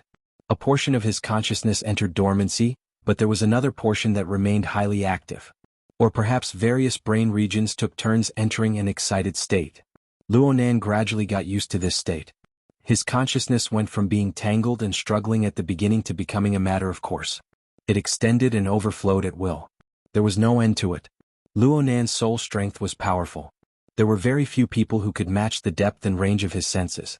As long as he willed it, the entire Earth and the cloud world would become his playground. Normally, under the control of reason, he would more or less have some misgivings. He needed to cultivate and research into configuration and other knowledge. He didn't have the leisure to let his mind wander. But right now he was half asleep and half awake. He just wanted to be comfortable and at ease. How could he care so much? For a time, Luonan's consciousness flowed without restraint. It suddenly went to the east. It suddenly went to the west. It suddenly went to the sea. It suddenly went to the clouds. With the support of the soul cloak constructed by the condensation ring, he could move unimpeded as long as there was water vapor. He could travel thousands of kilometers with a single thought. Moreover, his mind instructs, in a second, was definitely not limited to this material world. There were 10 billion people on Earth. No matter how they were spread out like stars on a chessboard, separated by the sea and the sky, Luonan could see that their self-awareness was like water droplets popping and popping. Together they converged into a vast ocean of the mental world. It was boundless and there were few separations. This was a more interesting place than the real world. The circumstances of every second were completely different from the last second. Luonan had operated in the mental sea more than once before. For example, he used the dream entering technique to construct a special dreamland. He guided and gathered information from all sides to form a psychic diagram. He obtained the miraculous effect of foresight. But this time Luonan didn't possess a clear goal. He didn't even have clear cognition. He just endlessly wandered, expanding and contracting his consciousness. He was equivalent to a hairy child in a dream. He constantly moved his pillow and kicked his blanket to obtain a more comfortable position. His mental ocean was still too illusionary and unstable. It was like a misty maze where fluff was flying everywhere, but he lacked a blanket that could be gathered together. Luonan tossed and turned again and again, but he was unable to find that comfortable feeling no matter how hard he tried. He simply relied on himself. He spread out an enormous multidimensional spider web within the boundless and limitless void. Yes, he would obviously use the Wraith sign system at this time. Luonan spread out the spiderweb of the altar, and the Wraith sign resided in the center of the spiderweb. It was not the master, but it had become the mount of Luonan's consciousness. It climbed up and down within the spiderweb, entering and exiting the windows of everyone's hearts. It drew out the spider threads of desire, weaving an increasingly complex web. Desire was turbid and chaotic, and the corresponding consciousness was also chaotic and changeable. It did not possess any specific rules. Only when an external force deliberately guided it would it form a certain trend. This was not a time of war. Luonan's consciousness merely drifted according to its nature. Therefore, the spiderweb woven by the Wraith sign did not activate the altar frame rule of victory notification, defeat withers. It just slightly drew in the sea of consciousness, allowing it to form a rough shape. This made Luonan feel a bit more comfortable. Luonan really did feel quite a bit more comfortable. The sea of consciousness that was drawn in by the spiderweb was filled with cool water vapor that enveloped him. Hold on. How could the emotions of living beings endlessly rise and fall in agitation become cool? Luonan intuitively felt a bit awkward. The side of reason that was alternating shifts displayed its use in a timely manner. It captured the crucial point that he had overlooked all this time. It wasn't that this side was too cold. It was that the other side was too hot. Oh, the sun was very poisonous. Luonan turned his head, and it was also in this instant that his soul shone under the blazing sunlight. In the unfathomable abyss far away in the void, the brilliant sun was like an enormous demonic eye. It stared straight at him. Light and heat were highly condensed and refined violent forces. Even though it passed through layers upon layers of barriers of space and time, it still possessed the destructive radiation that could burn the soul and the heart. The Wraith sign, who had appeared as a mount, was like thin ice under this brilliant and powerful light. It was like a faint shadow. It was hard for it to survive. It collapsed into a shapeless form, leaving Luonan alone. Oh, it's you. Why are you suddenly so lively? It seems like you've gotten quite a bit closer? Luonan was stupefied. He felt that this was quite absurd, so he laughed. The abyssal sun was silent. It just radiated boundless light and heat into Luonan's consciousness and desires, filling his soul with a unique restless power. You're the one playing tricks behind the scenes. Luonan didn't quite understand the details of his perception. He just felt a bit bloated. This was most likely due to the swelling of his mental plane. It allowed him to easily toss aside all apprehensions and shackles. He was fearless as he faced the blazing sun directly. He didn't just confront it. He even wanted to trace it backwards and see where the foundation of this demonic sun lay. This thought stirred in Luonan's mind. His mind really did trace the brilliant light. It extended all the way to the distant void. It was unbelievably smooth. Oh, he seemed to have forgotten something? In any case, Luonan had a feeling that he and the abyssal sun had formed some sort of resonance. This was a power of internal connection. It was like the gravitational pull of the material universe. It penetrated the endless walls of the void and acted upon each other. Walala. Walala. A familiar sound lingered in the surroundings. This was a listening question, and it was also a free-point question. The image of the heavily chained crow appeared in the depths of Luonan's consciousness in the first instant. The chain seemed to be forged from some unknown metal. It was the origin of Luonan's extraordinary power. It was the initial construction of formatting theory. It was also the materialization of the concept of, my heart's a prison. It was this materialization of extraordinary power that created something out of nothing. It subdued the Wraith sign with some sort of innate restraining power, giving Luonan the source of power to increase his power beyond the norm. And now, it transmitted this innate restraining power to the abyssal sun behind the layers of void. At least that was what it felt like. Also, Luonan himself had brought it over. His consciousness followed the extension of the heavily chained crow, rapidly approaching the abyssal sun. It felt like he was rapidly descending down a zipline. His speed grew faster and faster, and he could feel the blazing light and heat more vividly. At the same time, a rumbling sound reverberated in the vast and hazy void. It grew clearer and clearer, louder and louder, and grander and grander. It was absolutely not an effect that could be formed by a single chain. Luonan's consciousness was in a state of unconsciousness. It was quite difficult for him to deal with the changes in speed, temperature, sound intensity, and other levels of information. In the end, he even felt dizzy. His consciousness went blank for a moment. By the time he connected the chains of consciousness, he had already entered an inconceivable world. The reason why it was a world was because it was big. It was indescribably huge and deep. The most dazzling thing within was undoubtedly the abyssal sun. It rolled, expanded, and shrunk. It sprayed out a terrifying flow of fire from time to time, and it caused the undulating flow of fire to form countless demonic and malevolent figures in the outer region. They were like living creatures. However, such an existence was not the main body of this world. Luonan's consciousness only paused on the sun for a moment before it shifted uncontrollably. It turned to other areas that the light could not illuminate. This other area was truly vast and boundless. However, this area was filled with layer after layer of dark chains. They were immeasurable, and the dark chains could not be seen from beginning to end. They weaved and crisscrossed, moving back and forth, interlocking with each other. They hummed and vibrated, converging into a harmony that made one's scalp go numb. They constructed a complex, dense, and boundlessly deep-sealed prison. They were the main body of this world. Perhaps they were the essence of the abyss. Luonan's own dark chains seemed to have fused into this sealed prison. It was the only end that could be seen, but it was also like the only loose slipknot. Well, this was just sleep talk. Luonan was probably awake now, but it was more like a dream than any other time. His consciousness merely wandered at the edge of the abyssal world. He was ignorant and shocked. Luonan had once viewed the core of his own format pyramid under Gym Master Xiu's guidance. He had also seen the unique image of the dark chains densely woven. It was somewhat similar to the current absolute chain prison.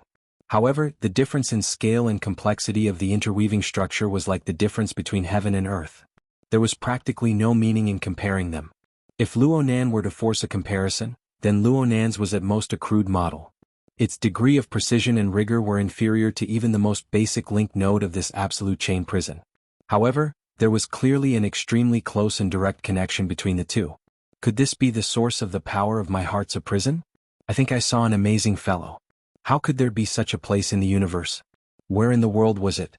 With Luonan's current level of strength, any conjectures were shallow and laughable when compared to this world.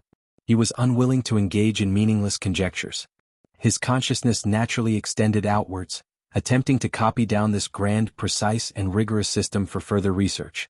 Luonan's telepathic thoughts approached the depths of the abyssal sun wheel and the absolute chain prison.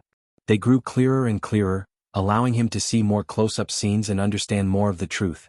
There was no doubt that the sun wheel and the absolute prison were in constant conflict and confrontation. The absolute prison constructed from endless chains constructed the abyss, firmly imprisoning the sun wheel in its deepest depths. It compressed the space for its existence and weakened its life force. But during this process, every single chain endured a violent and blazing baptism of high temperatures. The detailed structure of the myriad chains was often shattered and then recombined.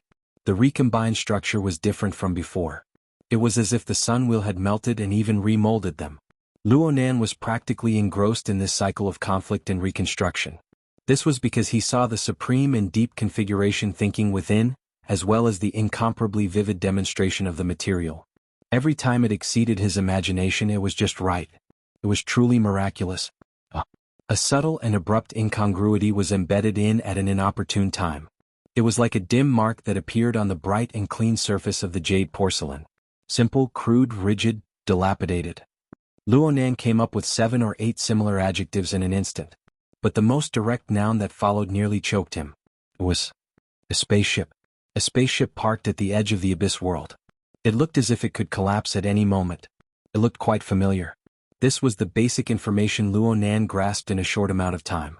He wanted to capture even more details, but when his telepathic thoughts crossed a certain boundary, his eyes suddenly blurred. Emptiness and turbidity. Colorful light flew chaotically. There was also an enormous tension and repulsion that accompanied the chaos. It nearly burst the structure of his consciousness. What configuration demonstration? What dock spaceship?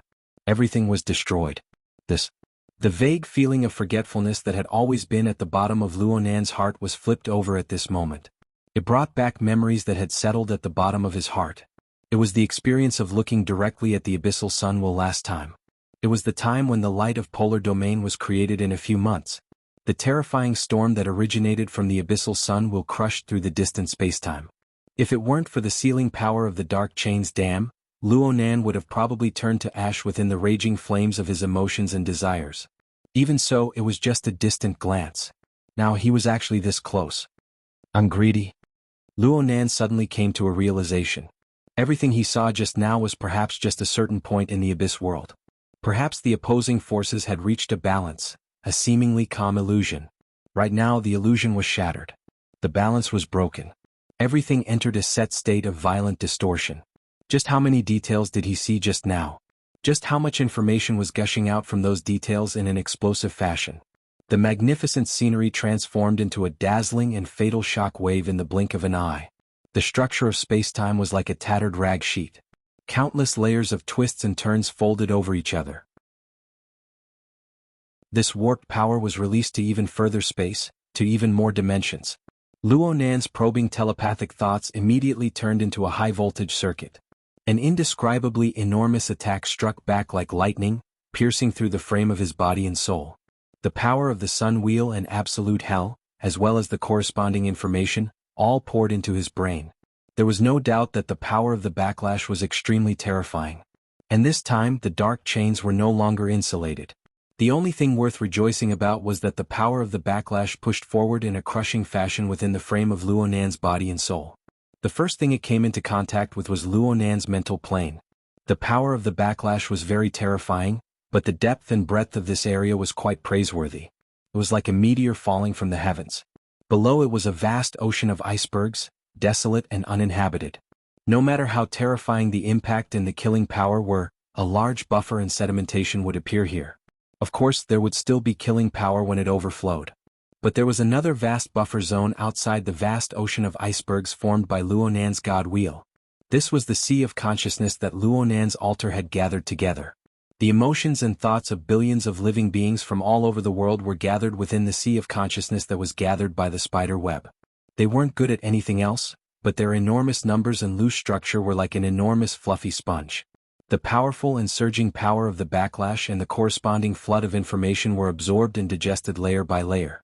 Luonan was able to sense the dual power that came from the abyss world flowing within the spider web. It flowed over every node. It flowed over the living beings that were entangled on every knot of the web. The miraculous thing was that the altar's spider web, which was the supporting structure, directly withstood the attack. It didn't feel too much pressure. Instead, it went deeper and deeper as the power of the backlash deepened. The web was woven into the complex minds of billions of people, becoming even more dense and strict. Was it a misconception? It was like a wave of nutrients had been injected in. That was right. The structure of the altar's spider web originated from two forces. The first was the Wraith sign. It could already be confirmed that it originated from the projection of the abyssal sun wheel. The second was the framework of the altar. From what Luonan could see now, there was an 80 to 90% chance that this framework came from the absolute chain prison on the other side. In this way, there was the scorching heat and guidance from the abyssal sun wheel. There was also the harsh rules and control power from the absolute chain prison. They interweaved together. There was intense conflict, but there was also a subtle combination. This pair of equally grand forces clashed and cooperated. They were contradictory yet compatible. Within the sea of consciousness, within the living beings on the spider web, and even within the frame of Luonan's body and soul, they were drawn and spiraled, ever-changing. Well, the conflict was still mainstream. This caused the medicinal power of the nutrients to not be gentle enough. After the first wave of stimulating growth, the internal conflict quickly took the upper hand. It was only now that Luonan truly felt the pressure. The pressure and stimulation of this information that came from the abyss settled within the frame of his body and soul. It was also on the boundary of his thoughts. It was like a wave beating against the shore, pounding endlessly. Most of it was unable to reach the shore, but the ones that did hit the shore were like a flood that overflowed a dike. They drowned Luonan. Luonan was quite familiar with this. He had been facing a similar flood of information for the past few days. However, this flood was different from the chaotic fragments that he didn't know how to deal with. This wave of flood gradually eroded, seeped, decomposed, and absorbed within the spider web. Slowly, it became clear and logical, forming a vague framework of knowledge. Layer after layer of structure was piled up. Order. The most beautiful order. Even though it was heavy to the point of being hard to bear, it made one unable to stop. Luonan let out a long breath. His various planes of consciousness awakened one after another under the control of order. He unwittingly became completely clear-headed. He opened his eyes. The flat ceiling of the cabin was reflected in his eyes. There was also the blood-like sunset that penetrated through the porthole. The information of the material world was rich and vivid. It was most suitable for humans to receive and understand. It was just that Luonan turned a blind eye to it. Instead, he gave up the easy for the difficult.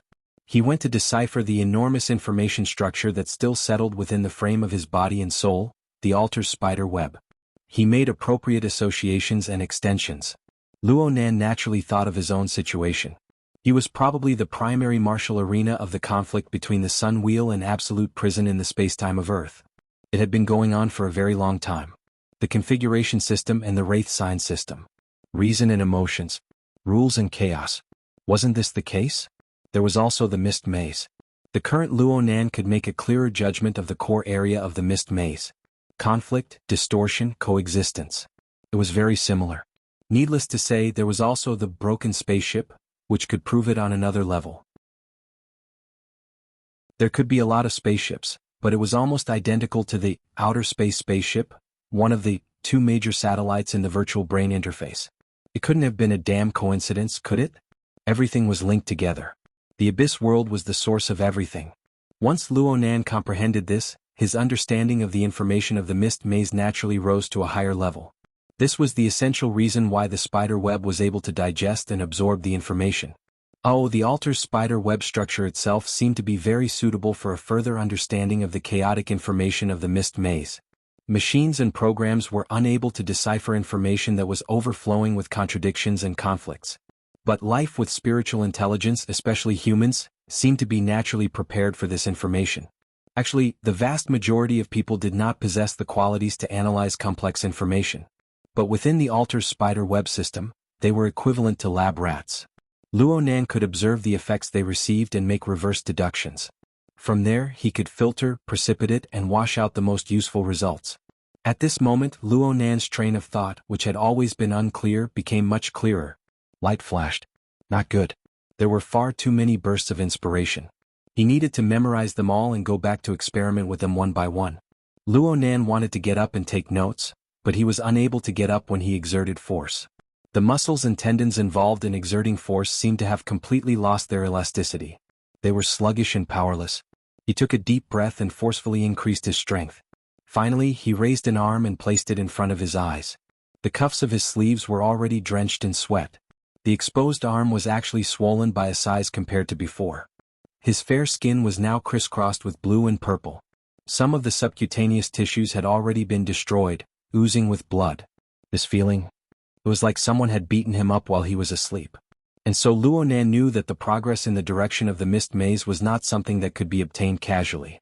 The frame of body and soul, especially the skeletal side, had already walked a full circle around the edge of the cliff. Luonan just raised his arm like this. He was a bit stunned. He wasn't frightened by the miserable scene. Instead, he thought of something else. In the past, he felt that the information of the double helix left behind by his old man did not completely and clearly explain the essence of the structure of the Mist Maze. He felt that the research was incomplete because he lacked the strength and time. But with this, his train of thought suddenly took a huge turn. If he possessed the preconditions of the external neuron, the real actions of the signal link, and the cultivation foundation of formatting theory were present, it seemed that he was close enough according to his current design. No, it was clearly too close. Why did he suddenly have such a dream? From the first half of the dream that he vaguely remembered, he could obtain an explanation. He had received the radiation of the Abyss Sun Wheel for a long period of time. That was why he was drenched in sweat in the tree hole. He was restless and restless. His emotions were affected and interfered with. Also, the pulling power that came from the heavily chained crow was absolutely inseparable from the absolute chain prison, which was the opposite of the Sun Wheel. This was the gravity that came from the Abyss world. Luonan had thought of every method possible to unearth the mysteries of the Mist Maze over the past few days. But he never expected that the more he analyzed, the closer he got to the Abyss world. He also rapidly approached the taboo contained within.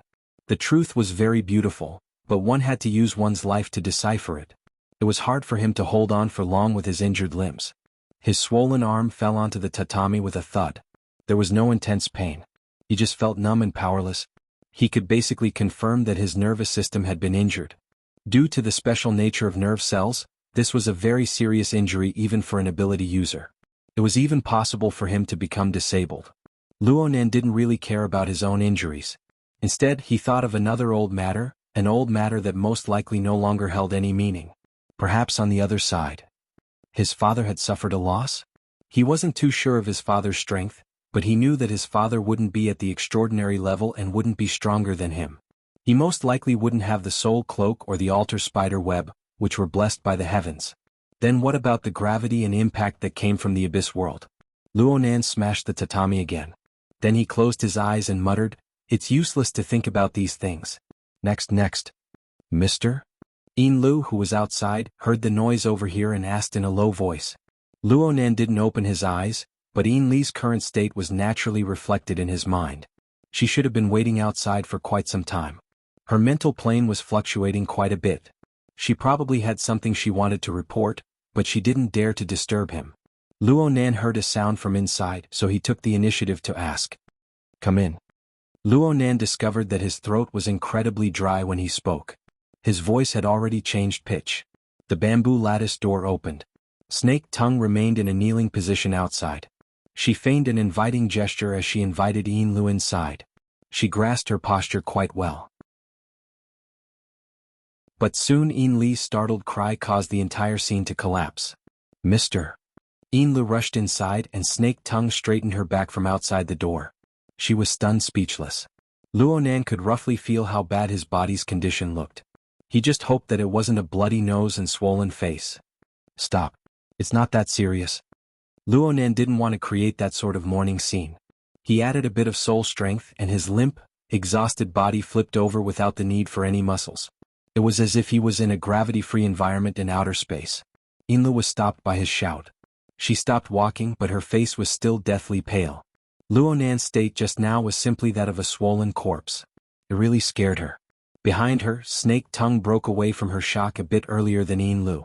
Her pitch-black pupils rapidly swept across Luonan's body, and her eyelids drooped down again. But then she bent her waist even more. Her forehead was nearly stuck to the tatami, expressing her attitude for not taking good care of him. "It's just a small hiccup. Don't worry." Luonan continued to comfort her. Lu blurted out, "Is it because of the sunlight nightmare?" Luonan blinked. "What's that?" "You." Lu spat out half of her words. Finally, her long years of experience as a secretary came into play. She forcefully suppressed the doubts in her heart and explained honestly, "Just an hour ago, a large-scale similar nightmare phenomenon appeared on the west coast of the new continent. According to current statistics, at least 100 million people dreamt of encountering the blazing sun, intense light, high temperatures, and other situations while they were sleeping." Luonan raised an eyebrow. Of course Lu saw it, but she could only feign ignorance. She continued, "Someone posted this experience online and it caused a lot of agreement and reposts. It has already formed a trend of panic in the new continent. Since the incident has only been happening for a short period of time, the statistics are still ongoing. I'm afraid the number of people will rise by a large margin." Luonan asked, "Is it just the other side?" "No. From the looks of it, the west coast of the Pacific Ocean and even the old continent are experiencing similar situations. It's only because of the time zone factor. It's daytime and the number of people sleeping is few, so it hasn't formed a large-scale effect. This is especially true on the plane of the inner world. Many ability users have given feedback, and the influence is even more prominent in the Circle of Orders. It's said that some orders that worship the sun have already begun to prepare for sacrificial activities over at Ban City. Correspondingly, orders that worship the night, the moon and other images have been impacted. I just heard that there have already been serious injuries caused by the backlash. I've also asked T-City. The Blood Soul Temple of the Abyss District hasn't been impacted, but the number of believers that have been affected isn't small. However, the feedback is quite positive. Perhaps it's because the laws and principles of my religion don't conflict with the image of this wheel." Luonan slowly moved his fingers and evaluated, "It's a mess." Yes. Lu had previously suspected that the sunlight nightmare was highly related to Luonan.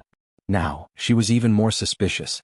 It was just that it had changed from a positive correlation to a negative correlation. In short, it was inextricably linked. Of course she didn't dare to say it out loud. After she finished explaining the basic situation, she quietly listened to Luonan's opinion. The polar domain of the Abyss District hasn't been impacted. It's mainly concentrated on the plane of the mental sea, which is a level lower than the light of the polar domain. The same level and same source of power will also change. There was something Luonan didn't say. Compared to the light of the polar domain that had gone out of control, could this be considered a digestion in a certain sense? As he muttered to himself, Li's eyelids twitched to the side. Due to her insufficient cultivation, she had only heard of the light of the polar domain several months ago.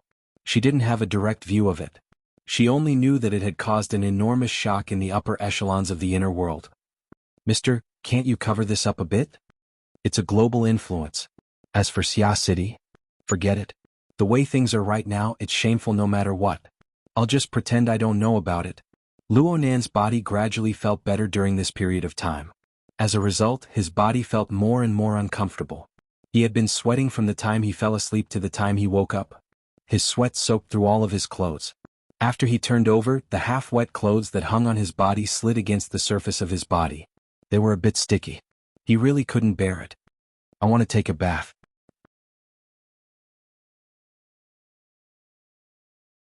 Chapter 807. No matter how Luonan's tone was, whether it was Lu or Snake Tongue, they all treated it as an order to carry it out. 15 minutes later, Luonan was already submerged in the warm and slightly scalding hot soup. His back was leaning against the wooden wall of the pool, allowing the layers of heat to seep through the pores of his skin and flesh to permeate into his internal organs. As for whether or not this method was appropriate while he was injured, Luonan didn't mention it. Lu and Snake Tongue didn't have the leeway to comment. It had to be said that the traditional bathing culture of Ban City was quite unique. Due to limited conditions, there was no hot spring on the yacht.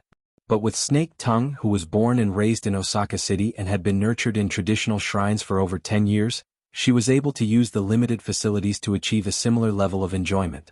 Under Snake Tongue's service, Luonan washed his body clean. Then he entered the narrow and small bathroom and soaked in the deep pool that could only fit 2 or 3 people. The ceiling above his head and even the deck above him were all opened up, revealing passageways that were like the walls of a well. The passageways led to the faintly dimming light of the sky. The claustrophobia and tranquility of being a frog in a well actually caused some philosophical thoughts to settle down. Luonan leaned against the wall of the pool, inhaling and exhaling warm water vapor. Behind him, Snake Tongue raised a wooden ladle and poured warm water from a bamboo pipe onto his shoulders and back. The change in temperature and the impact of the water continued to provoke the senses of his body. When he got used to it or became numb to it, there would be a strange tipsy feeling in his mind that quietly dissipated. "You really know how to enjoy life," Luonan mumbled with his eyes closed. The direction of his words was rather vague. It was unclear whether he was referring to the previous owner of the yacht or Snake Tongue, who was currently serving behind him. Through the mist, Lu wanted to reply, but in the end she felt that it wasn't appropriate and did not speak. She could only feel the awkwardness in her heart. The bathroom wasn't that big to begin with. The pool took up nearly 2/3 of the area. Snake Tongue was behind Luonan, watering the water, and Lu was squeezed near the door. Especially since she was wearing a business suit that didn't match her appearance. She didn't wear shoes and the steam had soaked her coat and her stockings. She looked a little embarrassed. What was even more annoying was the sullen feeling of working for someone else. The yacht she'd bought with her own hands had unexpectedly become Snake Tongue's home court due to Harmony Wind's renovation. The former witch's behavior was so natural and perfectly integrated with the current scene. It was as if as long as she was there, more exquisite and delicate enjoyment could be discovered. In this place, Snake Tongue didn't need to do anything. She only needed a sense of compatibility to be able to crush her. Snake Tongue didn't need to do anything here. She could crush Snake Tongue. Snake Tongue still displayed a temperate attitude within the bathroom environment. Even though she was helping Luonan take a bath, she still wore a kimono. Her entire body was dressed in a strict manner. She didn't care if the steam in the bathroom made her clothes or hair wet. Water droplets condensed from steam slid down the surface of the kimono, the inner lining, the cheeks and the neck, accentuating the delicate and white skin. On top of the neat bun, there was a thin layer of water, which gave it a porcelain-like enamel effect. Such a scene had already entered the category of art. Though a portion of the reality had been erased, wasn't this the sort of thing a youngster of Luonan's age liked? This was Licheng King edge out. In this sort of environment, she intentionally or unintentionally used the contrast between intimate contact and formal attire to carry out some sort of hint. She probed Luonan's reactions and inclinations. Don't ask Inla how she knew.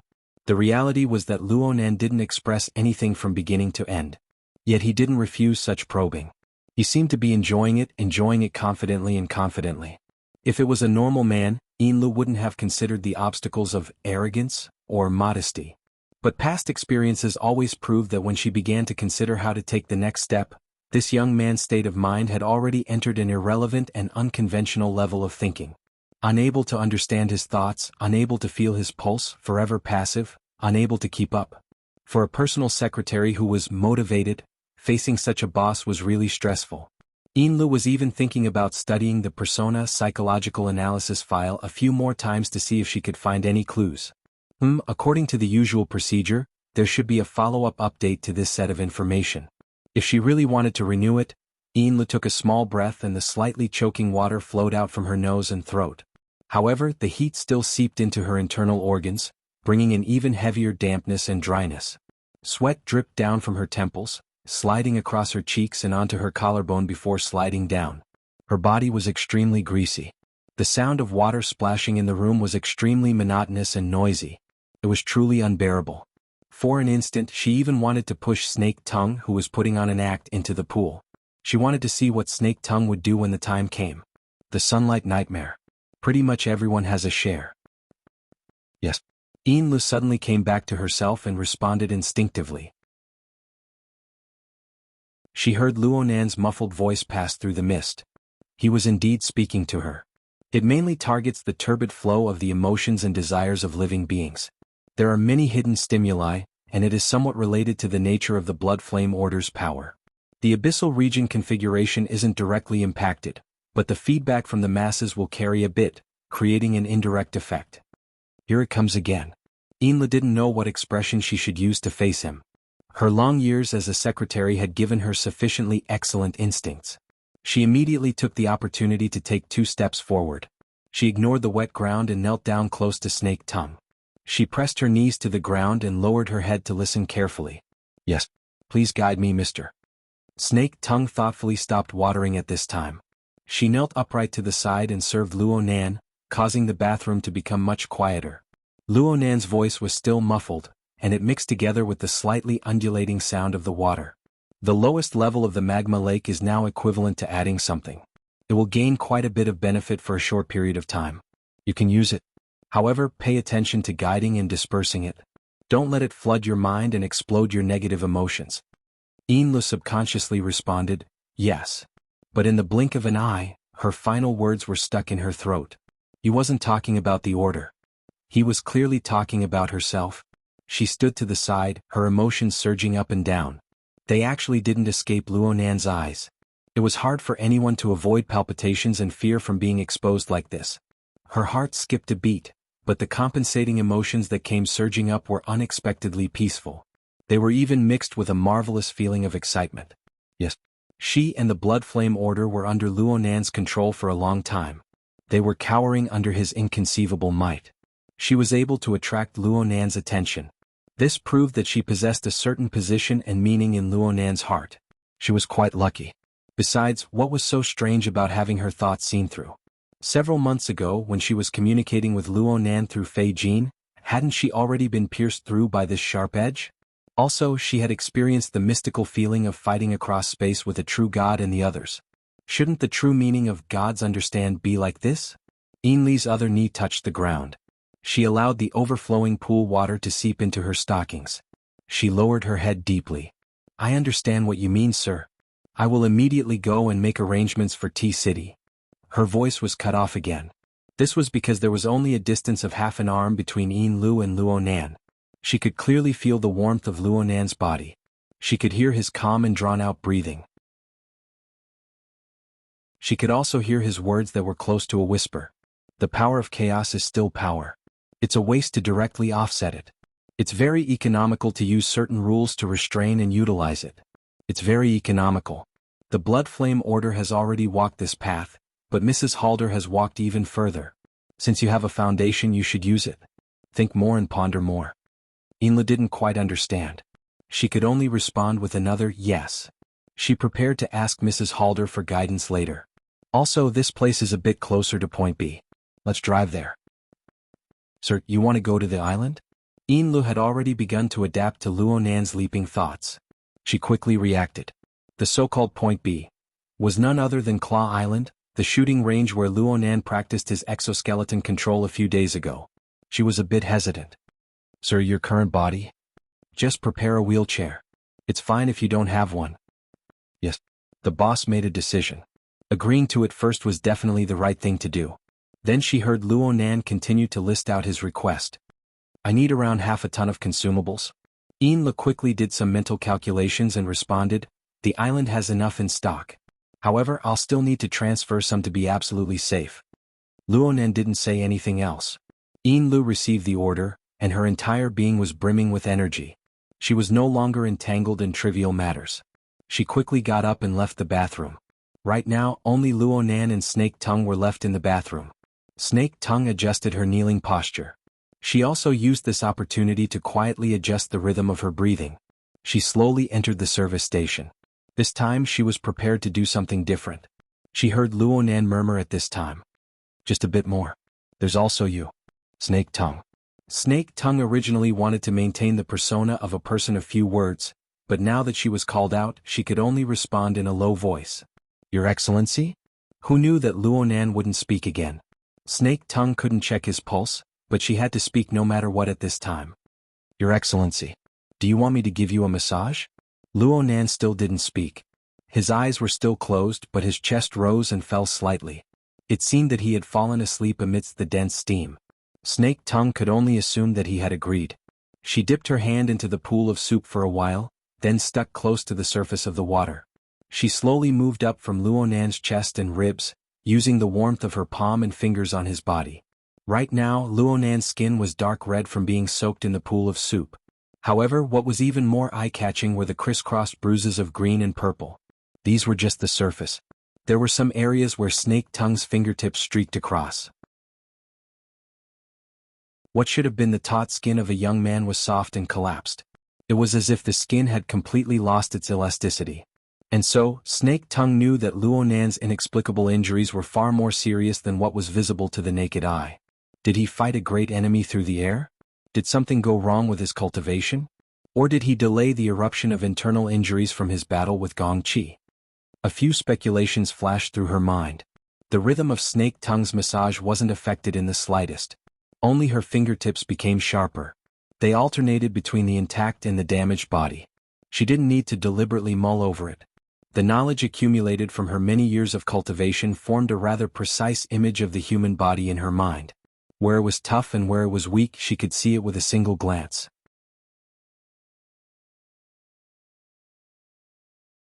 Chapter 808. Luonan really did seem to have fallen asleep. His breathing grew longer and longer. Snake Tongue slightly straightened her waist, letting the back of Luonan's head rest against her chest. Her fingers moved to Luonan's temples, gently rubbing them. From Snake Tongue's perspective, the sleeping Luonan completely exposed the face of a young man. The slight swelling caused by his injuries dispelled the only sense of seriousness that came from his habitual frown. Such a young man was 16 or 17 years old. He hadn't even passed puberty, but he was already one of the strongest people in the world. He possessed the mighty power of a god, and he firmly grasped her fate of life and death. But right now this young man's mind was hazy. He had hidden injuries all over. It seemed that all she needed to do was exert a bit of force with her 2 fingers. Some restless flames were instantly frozen by ice-cold reason. But Snake Tongue's fingers still showed some stiffness. Even in the hot and humid bathroom, cold air seeped out of her fingertips. Luonan's eyelids trembled slightly at this time. Then he slowly opened his eyes, but his gaze was unfocused. It was as if he was cast into an unknown dimension. Snake Tongue's rubbing movements were nearly frozen to death. Her long years of acting had tempered her top-notch acting skills, as well as her powerful control and expressive ability. This helped her maintain her current persona of a perfect servant, allowing everything to continue according to normal logic. Snake Tongue was confident in her acting skills. She could vividly play any role in the world, and she could play the perfect version of herself. The problem was that even the world's top acting skills were unable to control the thoughts that flashed through one's mind. Unfortunately, the person in her embrace possessed the divine power to point directly at one's heart. A second later, or perhaps longer, Luonan's voice rang out. Your talent in cultivation is better than Ian Lee's. You're better than many people. Much better. I already knew this back at Ocean Sky Cloud City. Snake Tongue's rubbing movements finally froze. She held her breath. I just had a concept regarding coupling. I recklessly experimented with it, and you were able to sort out a logical outline. You're truly amazing. Luonan was undoubtedly reminiscing. He was reminiscing about his first encounter with Snake Tongue several months ago in Xia City. Snake Tongue didn't know why, but this was absolutely not what she wanted. The problem was that she couldn't even control her own thoughts, let alone block Luonan's thoughts. Back then you didn't call me Lord. You called me, what? Lord Luo. There were a million things in Snake Tongue's heart that she didn't want to say, but in the end she could only obediently spit out the answer. Her voice was unprecedentedly hoarse. Luonan was still leaning in her embrace. His eyes were unfocused, and his murmur sounded like he was talking in his sleep. But when it fell into Snake Tongue's mind, it was like thunder rolling from the depths of the clouds. So, we started off as enemies. You puppeteer and that tank destroyed gear destroyed the legacy of my mother's designs. And I threw you into the cloud world. There, you were enslaved by Gongqi and you slowly tasted the taste of weakness and death.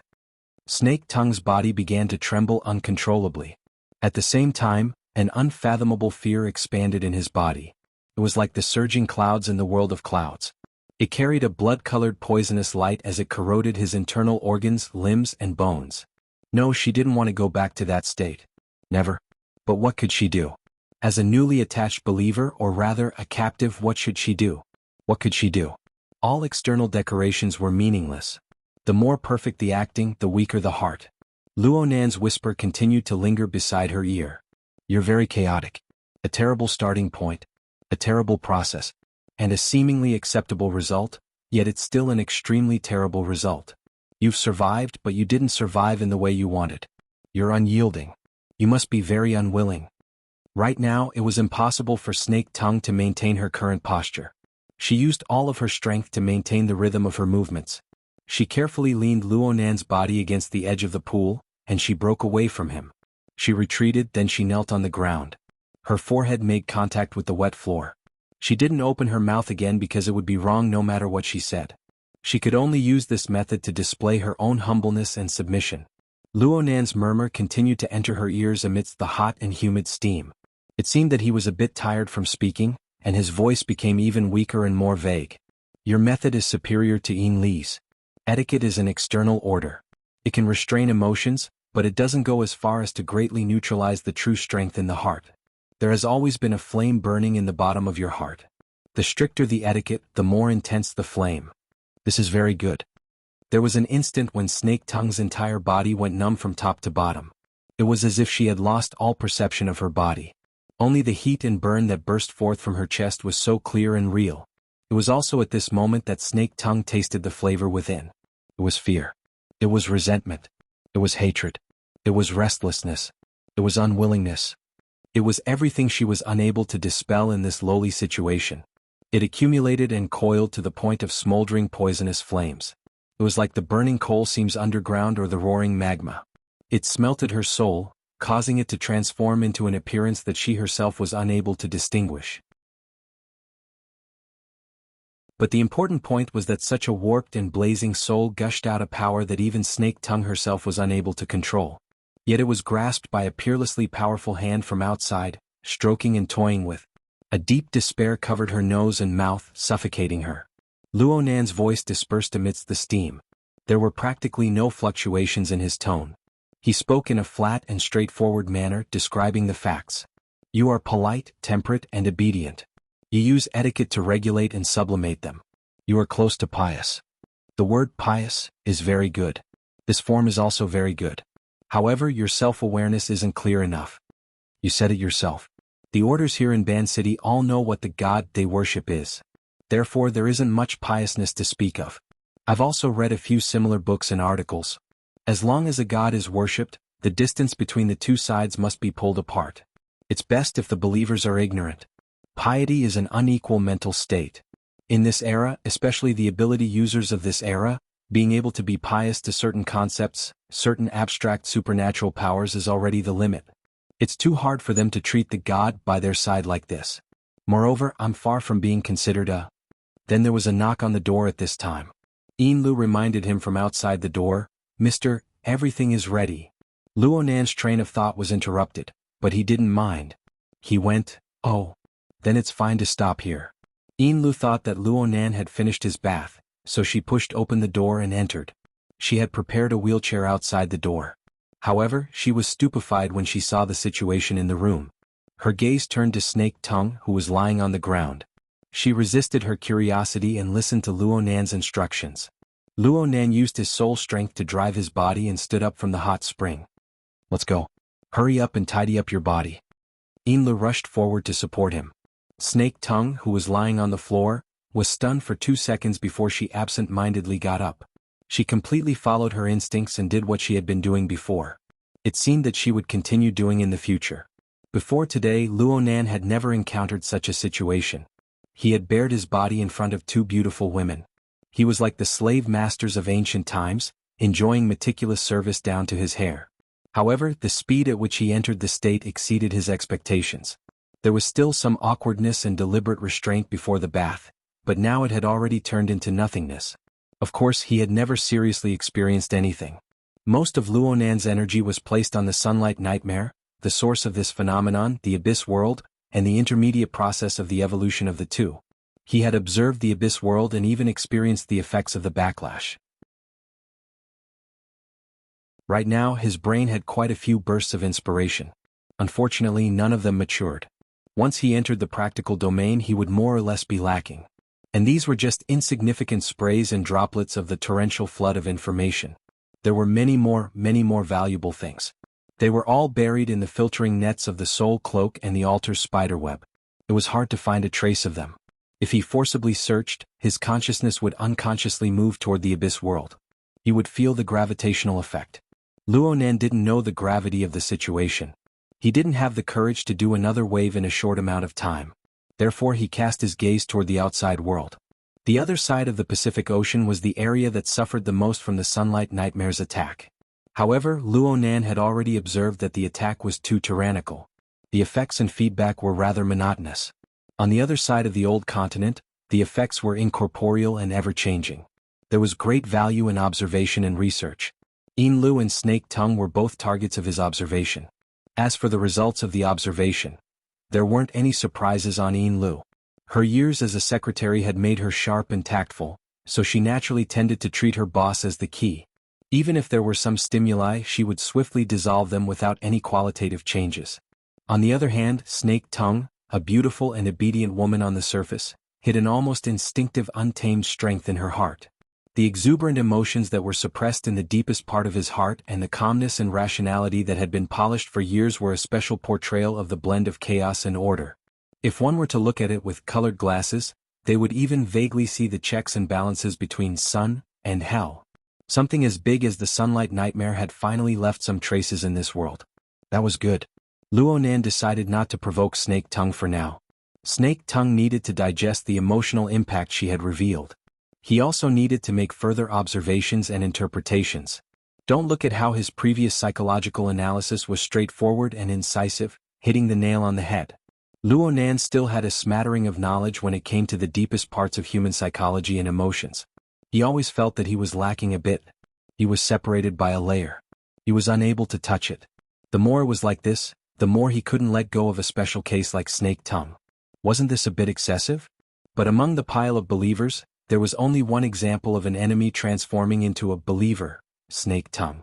For such a dangerous experiment with unpredictable consequences, why didn't he look for her? Luonan's mind spun 2 more times. The more he spun, the more he felt that it was natural and right. Oh, the more he spun, the more inexplicably delighted he felt. How should he refer to it? The exquisite and treacherous changes that came from the bottom of his heart troubled Luonan a bit. Perhaps he needed to read a few related monographs or consult a veteran like Mr. Bai.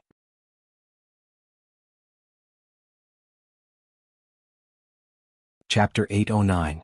Under the service of the 2 beautiful women, Luonan quickly took care of his appearance. He wore a bathrobe and sat in a wheelchair. Lu pushed him out of the bathroom. Actually, the wheelchair was electric, but Lu was willing to push him, so Luonan let her. Lu seized the time to give a more detailed report after arriving in a domain that was more suitable for her. The yacht will arrive at the pier of Claw Island in approximately 7 minutes. Mister, do you want to go directly to the island? Yes. Then let us help you change your clothes, mister. Oh, no need. In any case, we probably won't be able to stay. Just go directly. Yes.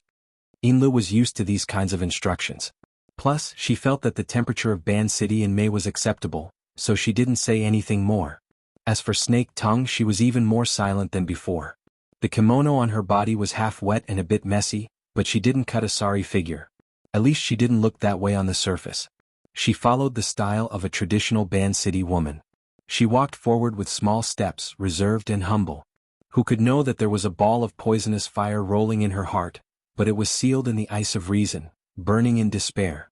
Even though Luonan was the one who set the question, he was unable to detect any clues from Snake Tongue's tranquil expression just by looking at her from the outside. In an extremely short amount of time, Snake Tongue had already grasped the basics of losing control of her emotions. She suppressed them so that they wouldn't interfere with her reason. At the same time, she continued to provide a stimulating power. Of course, as Snake Tongue completed all of this, the altar spiderweb constructed an even more complex and profound control structure in her mind. Not only did Luonan's control over her not weaken, it actually increased. This can be considered my work, right? Truly amazing. Luonan didn't know if he was praising Snake Tongue or praising himself. He tilted his head to size up Snake Tongue, but in the end he adhered to his previous plan. He didn't stimulate her further. The three entered the elevator and went to the upper deck. Inlu received a phone call in the elevator. It came from the cockpit of the yacht. She was a bit surprised and hung up after a few words. She leaned over and reported to Luonan, "Mister, there are surveillance planes operating in the airspace surrounding Claw Island. They belong to the Coastal Defense Forces of Ban City. They just asked for the identification number of our yacht. It seems that they are carrying out a search mission. They also informed us that if necessary, they will board the ship for inspection. Please cooperate." Coastal defense? Luonan scanned the area with his telepathic thoughts, and he more or less understood the surrounding environment. It was already late at night in Ban City. There were many clouds and stars, and the surface of the lake was dark and gloomy. It was relatively quiet. Within a radius of 10 kilometers, apart from the low hum of the yacht's motor, there were only two unnatural noises: a cruising aircraft 700 meters above the side, and a small submarine 50 meters below the surface of the lake, 7 kilometers away in a straight line. If one were to expand the scope a bit, there would be approximately 100 or so people in the northern mountain lake region. They were all military personnel armed with real guns and ammunition. They were equipped with 2 units of deep blue walkers, and they were seething with murderous intent. It has nothing to do with us. Luonan didn't discover any experts among the military personnel. He didn't discover any targeted hostility. Finding trouble with him with this kind of equipment was simply a joke. It would be too exaggerated to say that this was a probe. Inla thought so too. Maybe they're searching for fugitives? The northwest of Beishan Lake was also considered a wilderness area. There were mountains everywhere, and the terrain and people were equally complicated. In this case, it was normal for the military to intervene without the Metropolitan Police Department's permission. They can indeed board the ship for inspection. It's an official act, so it's hard for us to refuse. But it's nothing. I personally entered the country normally. Snake Tongue's identity can withstand inspection. The yacht's procedures are complete. We signed a temporary lease agreement with the Explorers Society of Ban City over at Claw Island. As for you, sir, even if you were to stand in front of them, they might not be able to discover you. What was up with Yin Li's confidence? Was she trying to flatter him? Luonan was amused by her. Yin Li took the opportunity to suggest, "Sir, we can block most reconnaissance methods on the ship. But if we board the island now, we will be exposed to the enemy's surveillance. Shouldn't we wait a bit?" Wait. Luonan frowned. He wasn't willing to disrupt his plans, but then again, the entire day of competing with the Abyss world seemed to be outside of his plans. "Your Excellency can also help the military speed up their progress." Snake Tongue spoke unhurriedly. She lowered her eyes and brows when Luonan shifted his gaze over. It seemed that the words just now had nothing to do with her. Snake Tongue's current mental state was very subtle. It seemed that she had broken through something, but she was obediently restrained. Luonan's interest in this aspect far exceeded that of the military search and capture operation. Oh, Snake Tongue's suggestion was indeed clever. If it really was an extremely vicious criminal, Luonan didn't mind helping the military out. Everyone would disperse sooner and their hearts would be clean. Luonan's mind had already circled North Mountain Lake 80 to 100 times as he thought this. However, the latest news traveled a bit faster than his thoughts. Yinlu received the latest news. It was hard for her to conceal her bewilderment. "Sir, the military has informed us that they are no longer boarding the ship for inspection. It seems that the mission has ended. They've already withdrawn." Luonan asked curiously, "Did they catch the criminal?" Luonan's curiosity was piqued during the time Yinlu was stuck. His mental senses had already covered the entirety of Ban City, and he had increased his resolution by a large margin. His perceptual strength was like an enormous fishing net being cast down at this moment. It was spread out like a cloud of smoke, and when it was drawn in, it grabbed an ocean's worth of information. The information covered multiple dimensions of the mental and material planes. The amount of information he received in an instant was enormous.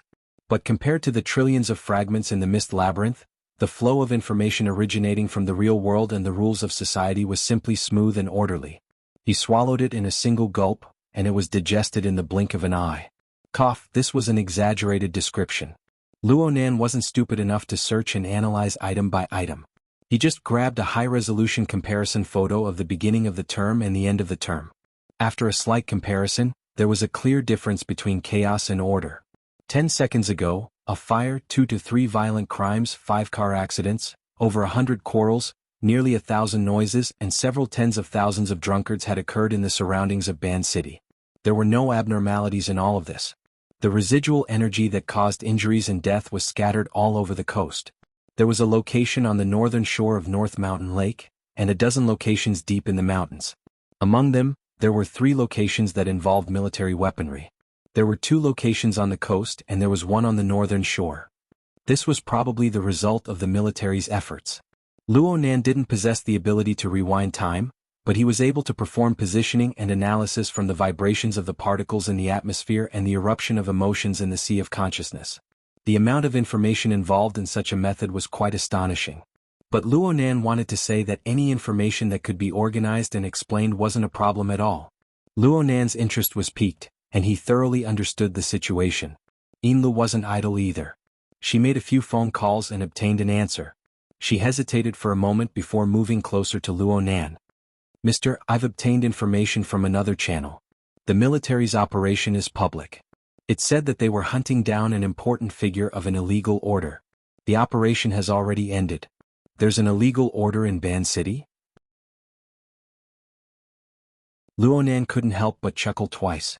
He spoke of the results of his observations in passing. 2 are dead and 1 is captured. Yinlu did her best to maintain a matter-of-fact attitude. She didn't want to be so useless. But after digging out the follow-up information, she really didn't feel good in her heart. According to the military's report, that illegal order is the Soul Order. Soul Order? Luonan felt that the name sounded familiar, but he didn't react in time. It wasn't until he sensed Yinlu's awkward mood that he suddenly realized something. The Soul Order. The one that killed Black Wolf. Yes. Yinlu couldn't say anything more. This was because she was one of the cold spectators when Black Wolf was killed. Luonan never had any formal contact with the Soul Order, but they had bad intentions towards him. Last year, not long after Luonan rose to prominence due to the cage theory, this order secretly executed a scheme. They used the doctrine of the immortal soul to send out a character called Fantasy Fire to lure and kill Black Wolf, a member of the Xia City branch's operations team. Fantasy Fire used a bizarre possession technique to occupy Black Wolf's body.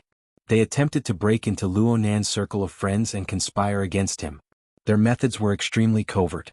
The Xia City branch, including Luonan, were all kept in the dark. However, perhaps there was a need for cooperation, but Fantasy Fire's luring and possession operation against Black Wolf turned into a business demonstration. The middleman was the LCRF's Xia City manager, Sun Jai. The client was the Blood Flame Order. Yinlu was the one present at the time. It wasn't a big deal at first, but everyone present at the time, including Yinlu herself, never expected that she, Mrs. Halder, and even the entire Blood Flame Order would completely lean towards Luonan in a few short days. In this way the secret became a joke. The incident came inexplicably and left abruptly. Fantasy Fire, who had taken over Black Wolf's body, was personally captured by Ouyang Chen. However, Fantasy Fire's soul was in a special state. His soul was completely extinguished the moment he was stimulated intensely. He didn't leave any clues behind. Sun Jie was controlled by the Xia City branch. She confessed to this matter without reservation, but she didn't reveal any valuable information to the Soul Order. She was only a middleman and her identity was special. The LCRF and headquarters exerted quite a bit of pressure on her. She was currently under surveillance, and there was no further news for the time being. The Soul Order's conspiracy came to a screeching halt in Xia City. The Xia City branch informed the various powers of the inner world of the Soul Order's information and methods. It would have been better if they hadn't informed the Soul Order. Once the news got out, all sides made a summary and analysis, and the situation suddenly escalated. It turned out that Luonan wasn't the only target of the Soul Order. Many powerful and famous ability users of the inner world had become their targets. Their methods were very similar. They all attacked the outside first, and then they gradually infiltrated. In this way there were nearly 100 innocent victims, not to mention the main target. Their goals were vague. Their motives were unclear. They attacked fiercely right from the start. This sort of order was an illegal organization. Overnight, this pheasant order, which didn't have much of a reputation, became the target of everyone's curses. Especially at the beginning of the year, they were simply the public enemy of the world. Regardless of whether it was the inner world or the secular world, news about them repeatedly appeared in the newspapers. Luonan paid attention to them for a few days at first, but later, he threw himself wholeheartedly into the study and research of configuration. He pondered over how to kill Gongqi with a single thought, and he soon became desensitized. He was quite surprised when he heard the news today. They haven't been exterminated yet? The military has taken over handling it. I think that there are very few ability users left. Perhaps they're the remnants. Forget it. I don't care about them. Luonan had no interest in delving into the matters that had already been determined. The yacht was already docked at Claw Island's pier. He had more pressing matters to attend to.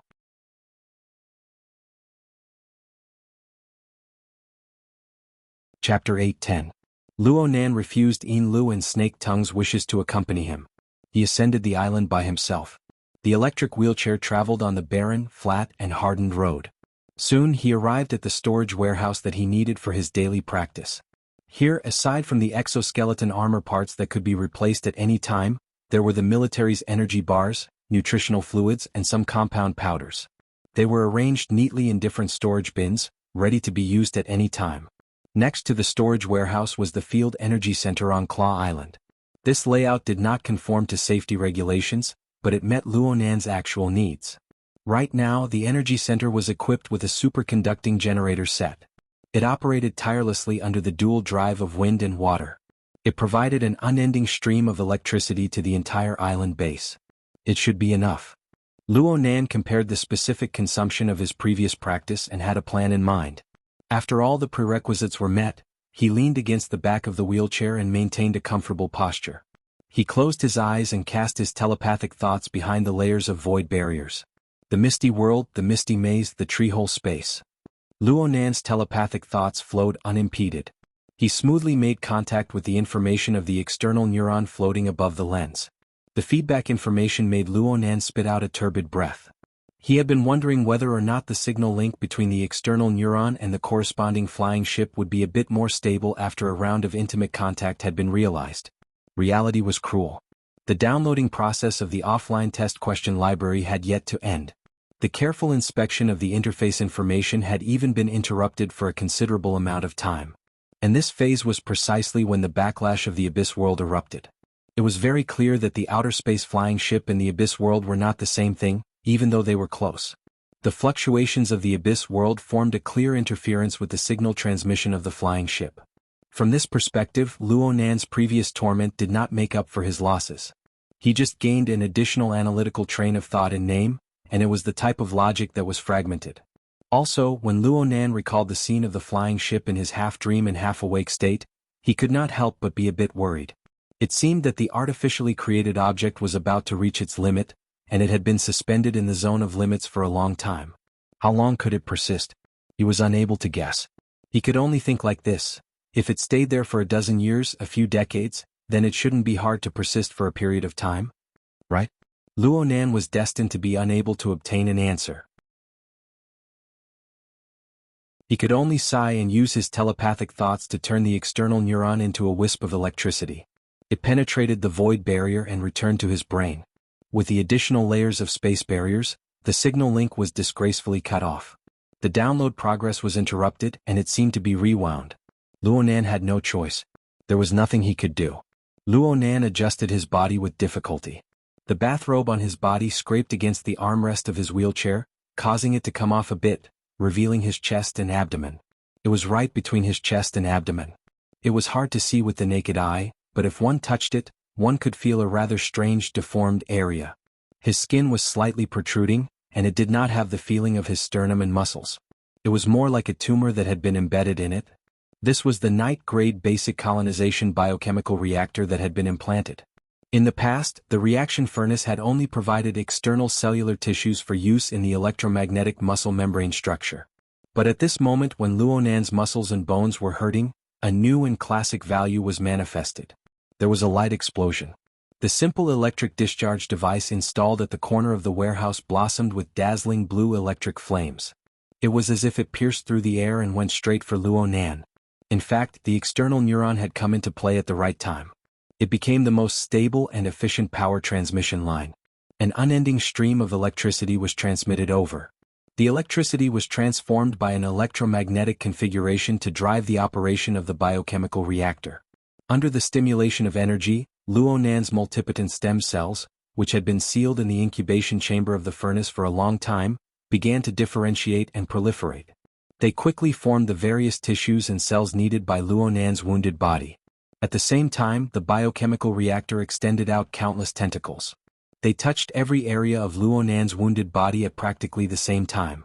They followed the long-coupled rules of the body and soul framework of the body gear and the God gear to repair the subcutaneous tissues and various internal organs. In the end, they even directly reconstructed a main artery. Under the impact of the backlash, a nearly necrotic spinal nerve completely replaced the damaged nerve cells. The replacement waste was not wasted at all. It was directly absorbed into the biochemical reactor to be processed and reused. During this time, Luonan constantly extracted consumables from various storage boxes. He extracted various nutrients needed for the growth of human tissues from within. Actually, different elements required different processing and absorption methods. The formulas and processing techniques were all very particular. Unfortunately, there were no finished products on Earth. Luonan did not have the ability to perform fine processing for the time being. He could only make do with what he had. He did not care about wasting anything. And so, a top-notch neurosurgery operation was carried out silently under the clumsy logistical support. The entire process was complex and smooth. It was as if an experienced and highly skilled medical team or engineering team was stationed within Luonan's body. Cutting-edge equipment. It's really infuriating. When Luonan opened his eyes once more, his body could be considered to be brand new. What the biochemical reactor did in a short few minutes had already formed a crushing suppression of Earth's technology. He could not help but think of an opponent of the same level. One had a biochemical reactor implanted within his body, while the other didn't. At the very least, there would be a difference of heaven and earth in their ability to continue fighting. They were not on the same level at all. Should I rejoice that the spaceship plunged into the abyss world and not someplace on Earth? There's also Li Wei. Of course Luonan would not forget that this equipment was something he had snatched from Li Wei's tiger's mouth. There was an 80 to 90% chance that there would be similar equipment over there. But in any case, the established facts brought him more joy. There was no benefit in thinking too much. Luonan just needed to know that the biochemical reactor was very useful to him now, and it would be very useful in the future. The coupling effect of Luonan's body and soul frame was like that of a gear set. The large wheel carried the small wheel. Even if the teeth were extremely good and the lubrication was extremely good, the small wheel would still wear and tear after a long period of operation.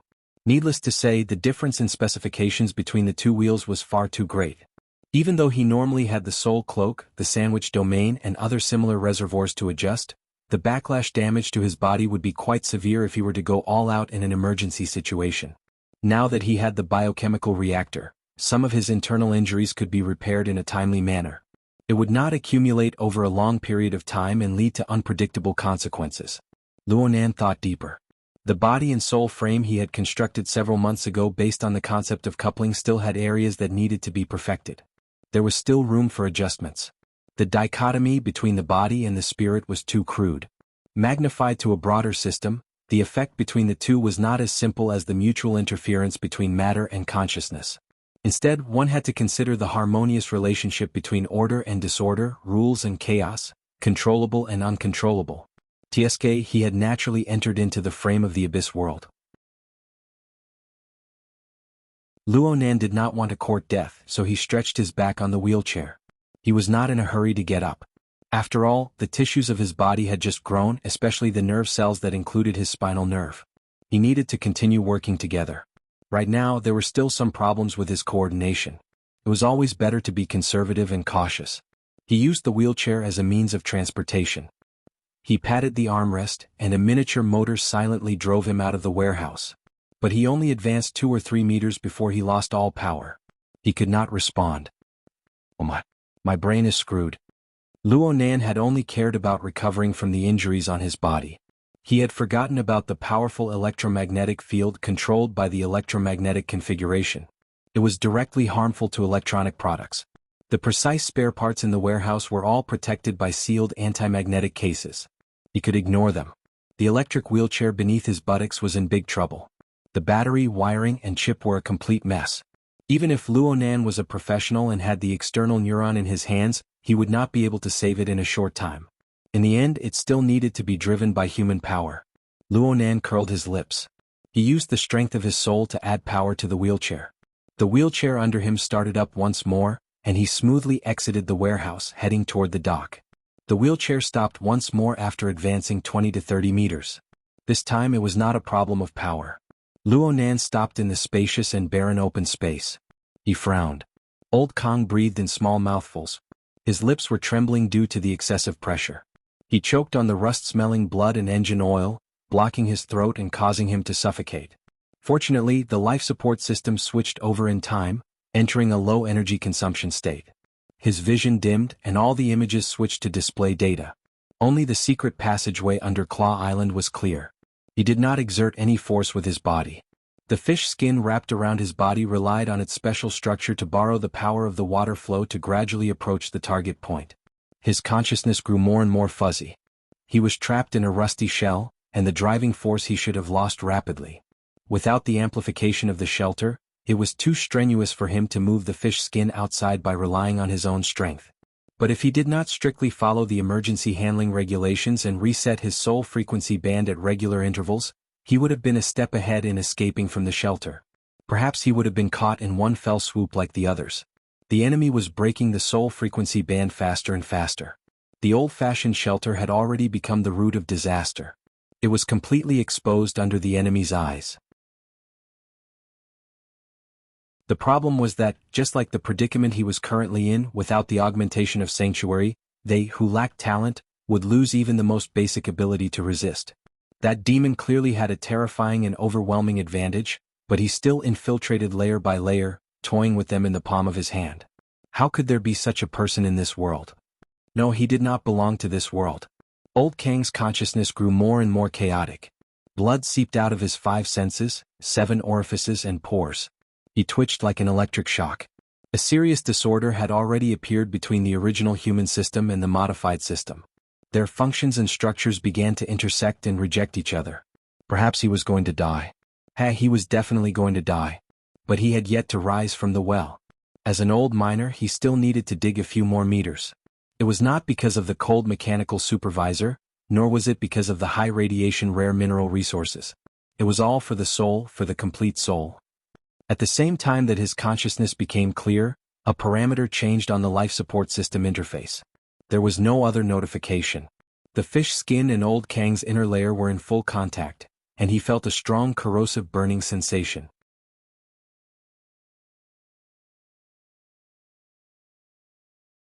Chapter 8:11. The stickiness of the inner layer of the fish skin increased rapidly. At first, it only stuck to the flesh and blood of the wound. But soon, the inner layer of the fish skin, which was derived from the living tissues of the mutants, had a strong reaction with his body. The two fused further until it was difficult for them to interact. Old Kong seemed to have heard some kind of high-frequency roar that was full of bloody and violent emotions. Soon he was also influenced by this emotion. In a trance, the distance between them was blurred. He almost thought that the high-frequency roar came from his mouth.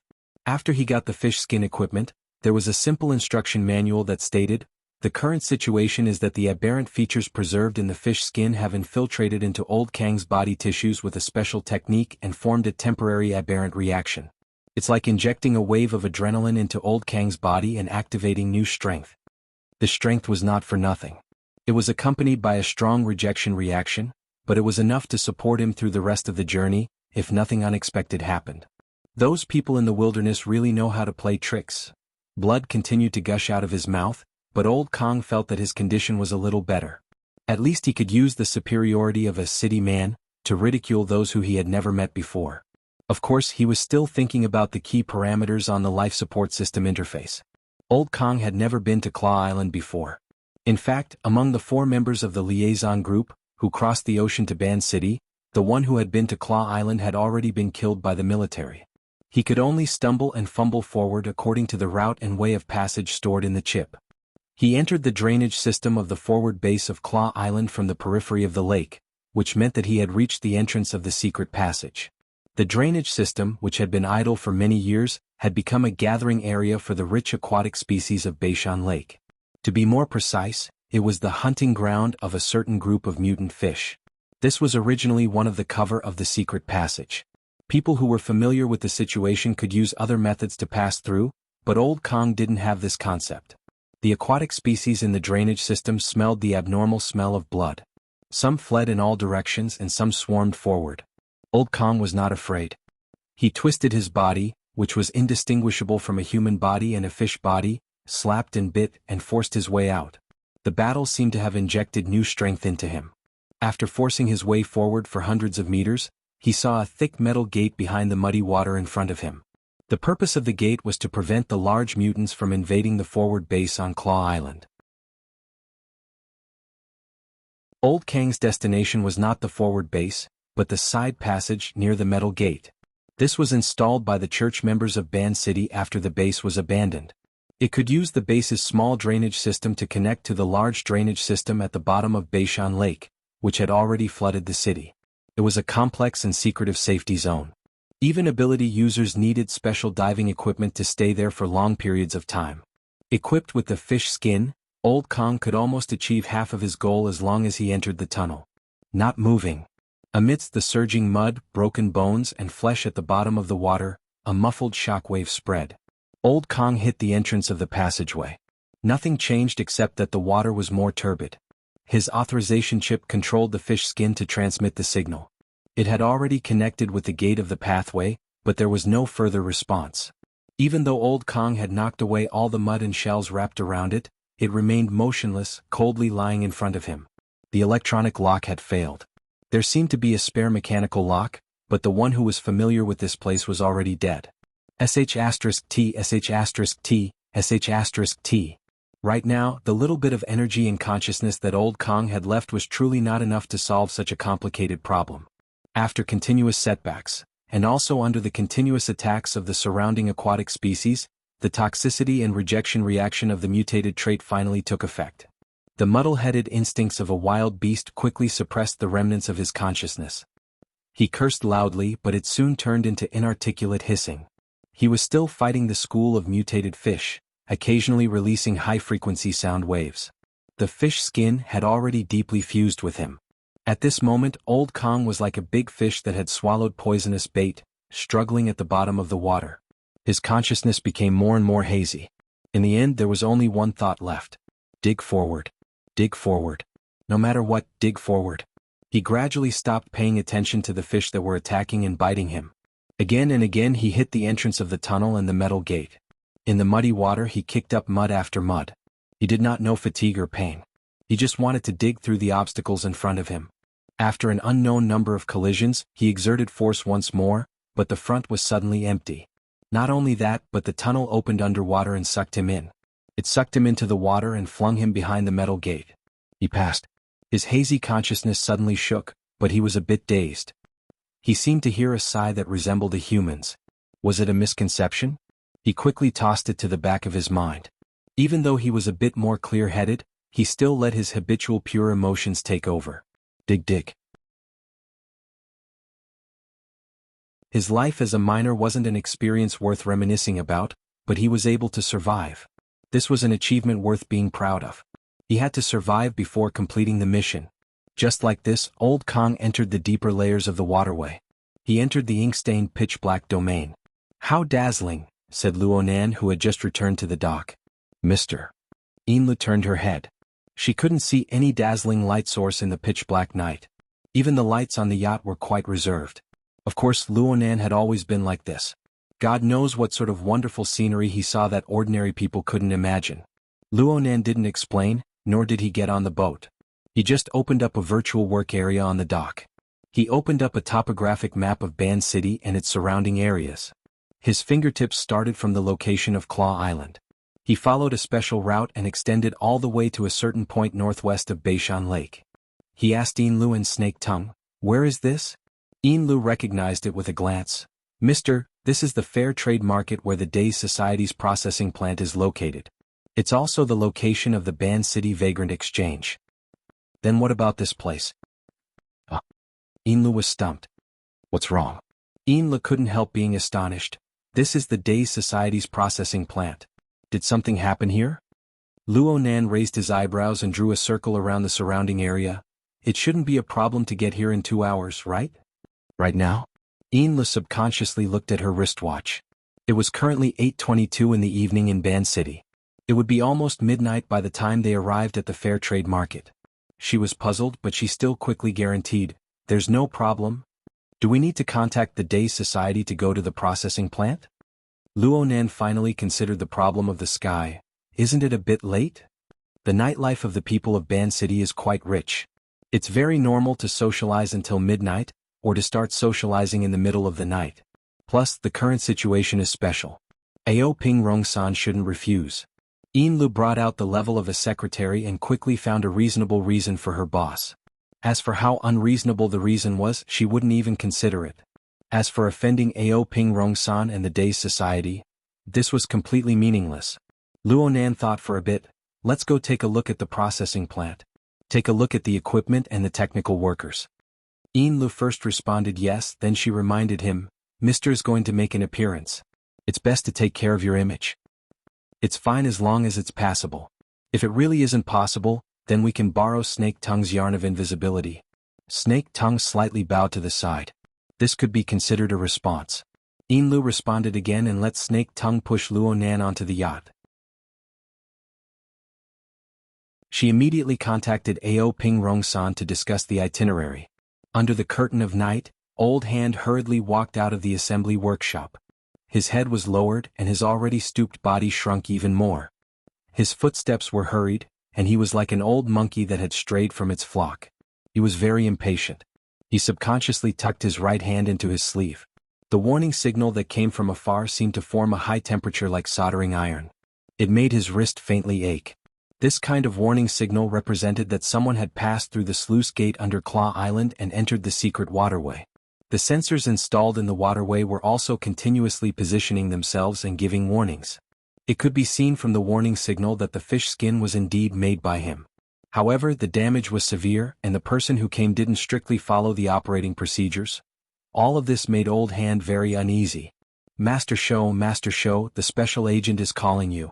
His apprentice rushed out from the workshop behind him and shouted, "Say I'm busy." "But, where are you going?" A majestic figure wrapped in a suit blocked in front of him. Akira Rong-san happened to come to this side of the workshop and blocked the person. Old Hand's eyelids twitched. "IO Special Agent, hello." Akira Rong-san didn't want to lower himself to his level. He simply said, "The bidder is here to inspect the situation. I need you and I to receive them together. They will arrive in 2 hours." Old Hand blurted out, "Which idiot is coming at this time?" Akira Rong-san glanced at him coldly. For most people, this scar-faced man who used to be the charge leader, had a ghost-like murderous aura. However, Old Hand stared back without showing any weakness. An ugly face could be used as capital? He had seen mutant beasts that were 10 times uglier and 100 times stronger in the wilderness. Didn't they all survive? In this factory, Old Hand really wasn't afraid of anyone. He had skills, apprentices and savings. At the very least he was 75 years old. For the old man in the wilderness who was suffering from old injuries, it was enough. Could this bunch of Japanese eat him? In the end, Okira Rong-san didn't do anything to him. He patiently explained, "This customer is the most likely partner of the employee stock ownership plan you proposed. The other party needs to understand the factory's equipment, personnel and technical situation. As the workshop supervisor, you are the most suitable person to receive them." Holding shares was to let a group of old brothers and little kids have a foundation to settle down. However, now that danger had suddenly arisen, he didn't have the mood to socialize. Old Hand stiffened his old face and replied stiffly, "My stomach hurts. I want to shit. The Labor Protection Department has gastrointestinal medicine. You have 20 minutes to solve it."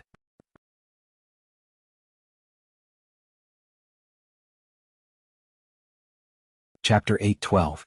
About an hour and a half later, Old Hand finally saw the legendary Big Idiot, oh no, the big customer. At this time, Old Hand's heart was already burning with anger. Damn it, it was said that the other side had arrived early. Making people wait for an hour and a half in the middle of the night, Old Hand thought that he was a very ostentatious person. But unexpectedly, only 2 people came down from the luxury yacht that sailed into the dock, and one was disabled. He was pushed down in a wheelchair. It was a man and a woman.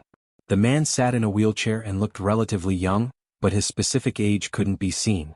The woman looked like a white bone spirit secretary, and she had a professional and cold demeanor. But in the eyes of Old Hand, this woman was the kind of hypocritical slut. Intentionally or unintentionally, she kept an intimate distance from the man in the wheelchair, as if she was afraid that others wouldn't know. Okira Rong-san didn't have the cold look he had in the factory, and the lines on his ugly face softened a little. He brought the factory's management and went forward to welcome them. Old Hand followed behind the welcoming team with a straight face, listening to those people's greetings. The man in the wheelchair didn't say much. He only said that his surname was Mo, and it was mainly the female secretary whose surname was In who spoke. Listening to their background, it seemed that they were also important figures of a certain order, but they weren't from Ban City but from D City, which was far away. This time they came to Ban City mainly to make some investments. It sounded quite reliable. After all, they were both in the Pacific Ocean, and the raw and semi-processed products of aquatic mutants on both sides had competition and complementation, so the market was still relatively popular. And the Castle Consortium that Secretary In mentioned had some brands under it. Even a relatively closed old guy like Old Hand had heard of it. It was a very powerful high-end sports brand, and it matched the main product line of the processing plant. Old Hand had to admit that if it was another time in a different situation, he would be very tempted. But now, the signal from the secret waterway of the old city was constantly approaching, and it made him upset. The speed of the other side was getting slower and slower, and it took a lot longer than expected. Was there a problem? If Old Hand was free now, he would definitely rush into the Beishan Lake to carefully investigate or to provide support. How could he be like now, wasting time with these capitalists? Especially when he heard Ao Ping and Rong San's suggestion to find a place to have a drink, the veteran's lungs were about to explode. At this moment, the man in the wheelchair, who was only grunting in response, opened his mouth. "We're here tonight because we want to get the right impression of our investment target. I hope that the equipment and technical staff in the factory are in good condition. It's getting late now. Let's go to the factory and discuss on the spot." The other party's meaning was somewhat vague, but his will was very firm, so Ao Rong San naturally would not refuse. Fortunately, among the crowd, the anger in Veteran's heart was slightly suppressed. The welcoming convoy at the pier quickly turned around and left in a grandiose manner. The Veteran and the big client were not in the same car. He didn't know how they communicated with Ao Ping and Rong San. He could only hold his wrist and force himself to believe that the man in the wheelchair kept his word. The situation seemed to be slowly improving from the worst. The Ping trade market was not the central CBD. The nightlife was not that rich. At 10 o'clock in the evening, the trading center and most of the shops were closed. The location of the day's processing factory was also relatively remote. The journey was smooth and they returned to the factory in about 10 minutes. The two sides should have communicated again in the car. After getting off the car, Ao Ping and Rong San dismissed the irrelevant people. Only the production and financial supervisors, as well as the Veteran, the senior technical staff, followed them. The group went straight into the factory and took a detour along the tour route. The production supervisor probably remembered the words of the man in the wheelchair. When introducing, he specifically said, The factory's production line is reliable equipment that has been verified for many years. We have also been doing orderly updates and the state is very good. From raw material processing to rough processing, it has achieved automation. There are many types of deformed materials such as bones, wood, fur, and even flesh. It is difficult to subdivide and coordinate the large and small categories. It is rare to see a similar processing factory like ours. Idiot, that's because the equipment is old and only goes for the low end. The veteran criticized in his heart. This production supervisor was an old member of the day's church. His level was really average. Usually, they almost made him a figurehead. The good thing was that he was relatively peaceful. As long as there were no accidents on the production line, there would be profits every year, and he was willing to be a peace officer. But now he was timid and it made people feel ashamed. The man in the wheelchair obviously did not care about the production supervisor's promotion. He leaned back in his chair and did not look at the tour window. I want to understand the practical ability of the workers. In this field, the human factor is more important than the equipment most of the time. The practical level of the workers, we are also very good. The production supervisor was already timid. As he spoke, he stepped back and winked at the veteran at the same time. The latter pretended not to see it. Compared to the production supervisor who was eager to complete the business, Ao Ping and Rong San were much calmer. According to the requirements of President Song Ping, the processing factory was not the only business to be dealt with during this period of time. He also had to consider the joint employee acquisition plan of Jianghu and others. The relationship was complicated and it could not be rushed. But because of the employee stock ownership problem, in order to make the future arrangements appear more natural, he hoped that the key figure, the veteran, could show his face in front of the investors and leave an impression. Therefore, he also signaled to the veteran to let this awkward old guy take the lead. The veteran was determined tonight, and he still pretended to be deaf and dumb. Ao Ping and Rong San frowned. At this time, Secretary Yin projected a virtual workspace, and a series of data charts appeared on it. She casually scrolled a few times and said, "From the current situation you have been carrying out customization business, but the performance is not outstanding. With all due respect, in the vagrant exchange in the inner world, this is a very important standard. There is a big difference whether there is unique technology or a well-known craftsman in the industry. Technology and talent need to be more detailed." Ao Ping and Rong San finally said, "Mr. Mo, please visit the assembly workshop. That place uses the most manpower and it is a relatively core link." The man in the wheelchair asked casually, "Is there a project in progress?" This time, it was Ao Ping and Rong San's turn to be silent. He turned his head and looked at the veteran.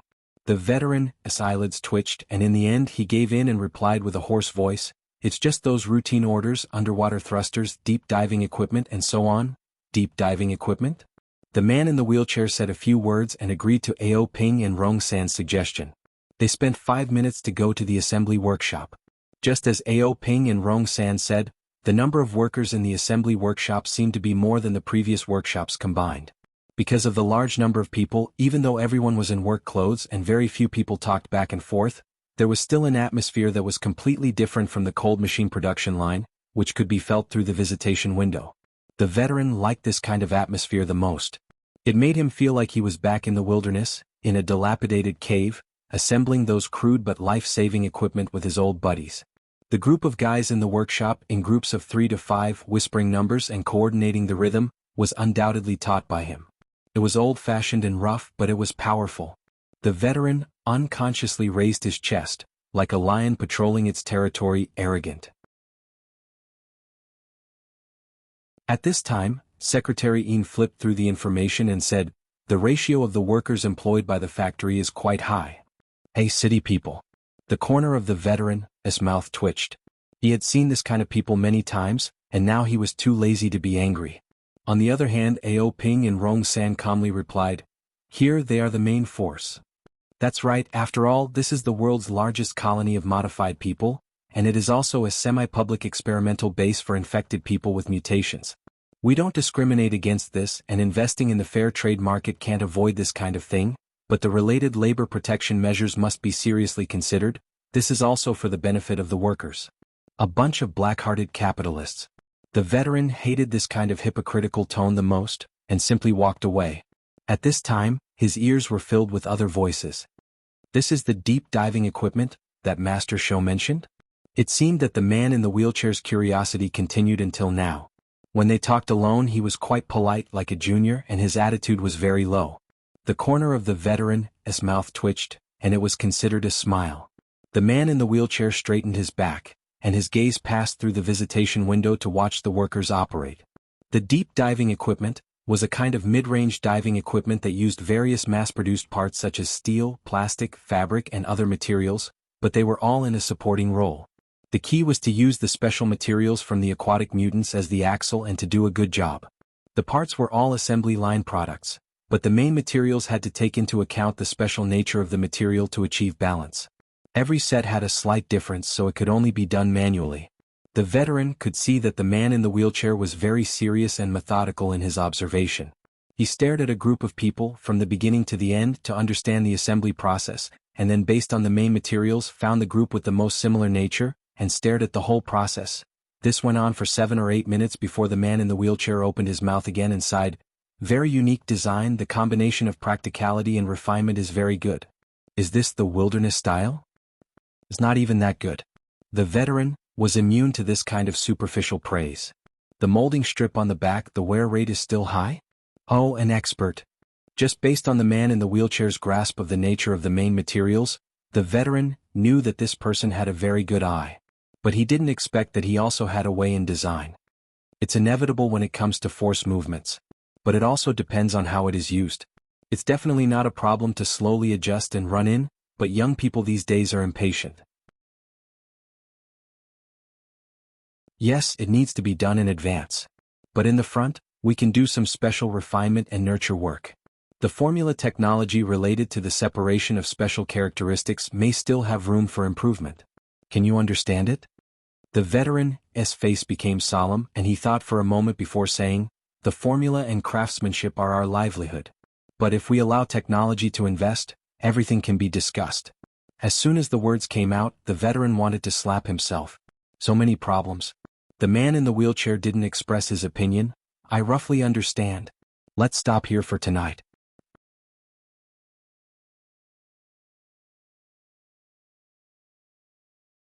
Chapter 8:13.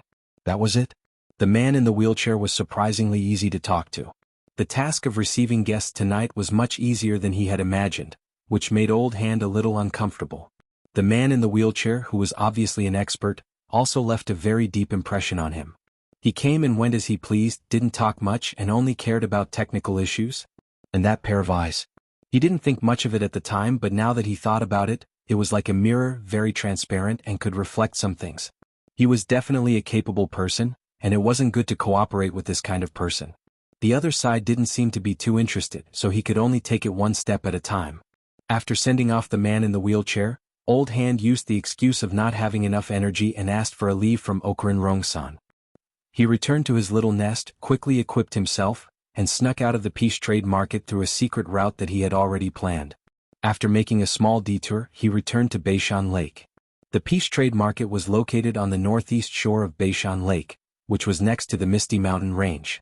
If one were to go further into the land, it would be the publicly recognized wilderness. The crust of the islands was relatively brittle, and from time to time, there would be volcanic earthquakes, which made the wilderness particularly restless. In addition to the terrestrial species that appeared in the forest, the aquatic species at the bottom of Beishan Lake were also quite irritable. Every year, the Peace Trade Market hunted a large number of mutants for raw materials processing, but at the same time, a large number of human lives were thrown into the mountains and lakes. Of course, the so-called human lives had to be discounted in the eyes of some people. The topic that Secretary Een and Okurin Rongsan had discussed was the key. Why did the vagrant tribe of Old Hand come to Ban City? It was because they had suffered from a relatively serious mutant infection, and the tribe couldn't hold on any longer. If they wanted to receive the so-called humanitarian aid from the Star Alliance Committee, the condition was that they had to go to a designated place, sign an agreement, and voluntarily become the relevant living research material. That was the place that Ban City's Peace Trade Market was. On the northeast shore of Beishan Lake, there were dozens of public and private laboratories of all sizes, all of which were doing this kind of work. Every year, a large amount of research funds were invested into it. As for the trade market with the vagrant exchange under the sign of the Equal Trade Promotion Association, It was nothing more than the careful and meticulous government merchants of Ban City arranging for the continuous flow of experimental subjects to make a living. He could also earn a small sum of money at the same time, so why not?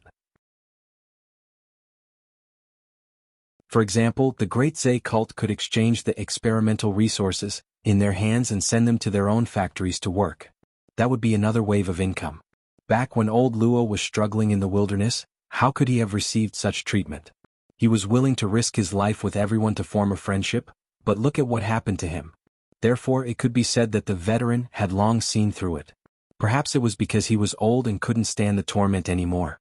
Tonight, the veteran had a lot of emotions.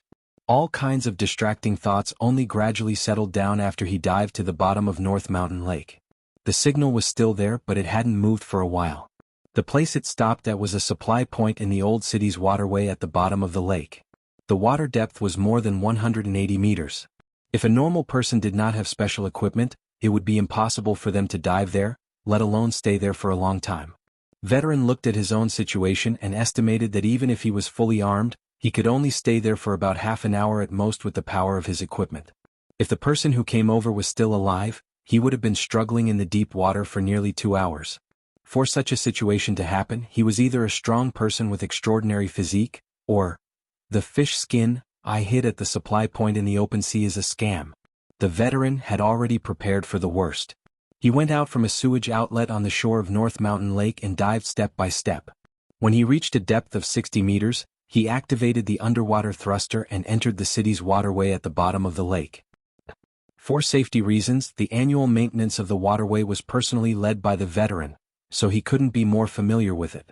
It only took him about 15 minutes to reach the vicinity of the supply point. There was still a considerable distance before a muffled vibration came from the dark and lightless water.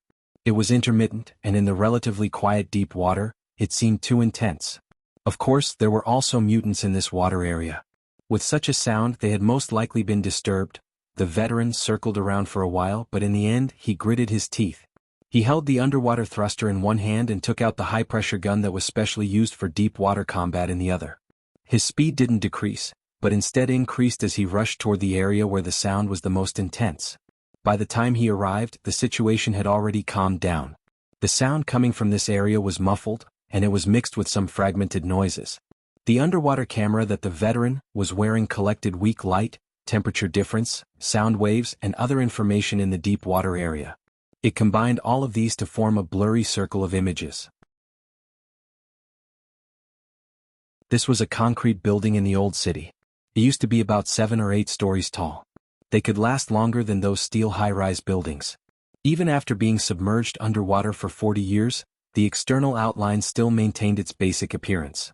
However, compared to the last time he came here, the middle area of this building had a wall that had fallen off, forming a water vortex that shuttled in and out. When the veteran approached, it gradually calmed down. The speed at which the veteran approached was even slower, allowing the underwater camera to adapt to the subtle changes in the environment. By the time he quietly passed through the gap in the building, he had a relatively clear grasp of the internal environment. A fierce battle had just happened here, and most of the traces had been washed away by the water. However, both sides of the fierce battle were still here. The veteran locked onto the target in the corner. It was a streamlined figure. At first glance, it looked like a large fish that was as long as a person. However, at this time, the skin of this large fish had fallen off in many places, revealing the outline of a human skeleton and some metal-like structures inside.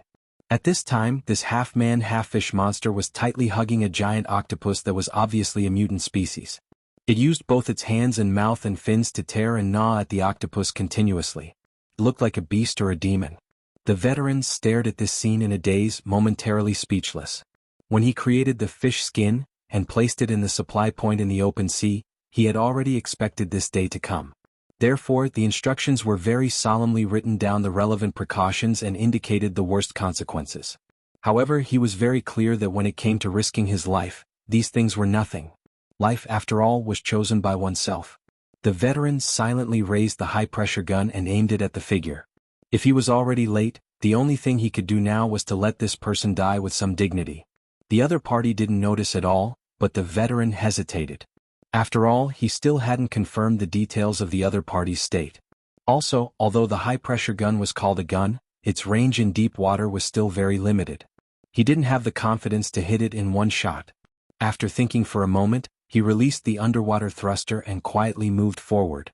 Unexpectedly, after advancing a few meters, the person in front of him suddenly turned his head. The bionic fish head that wrapped around the head was already half damaged. In the deep water and high-pressure environment, the exposed face was also highly distorted, and part of it was still stuck to the fish skin. One of the eyes had already exploded, and the flesh and blood were badly mangled. There was still a strip of the mutant octopus's meat hanging from the side of his mouth, making him look as ferocious as a ghost. However, the other party's reaction was unimaginably calm.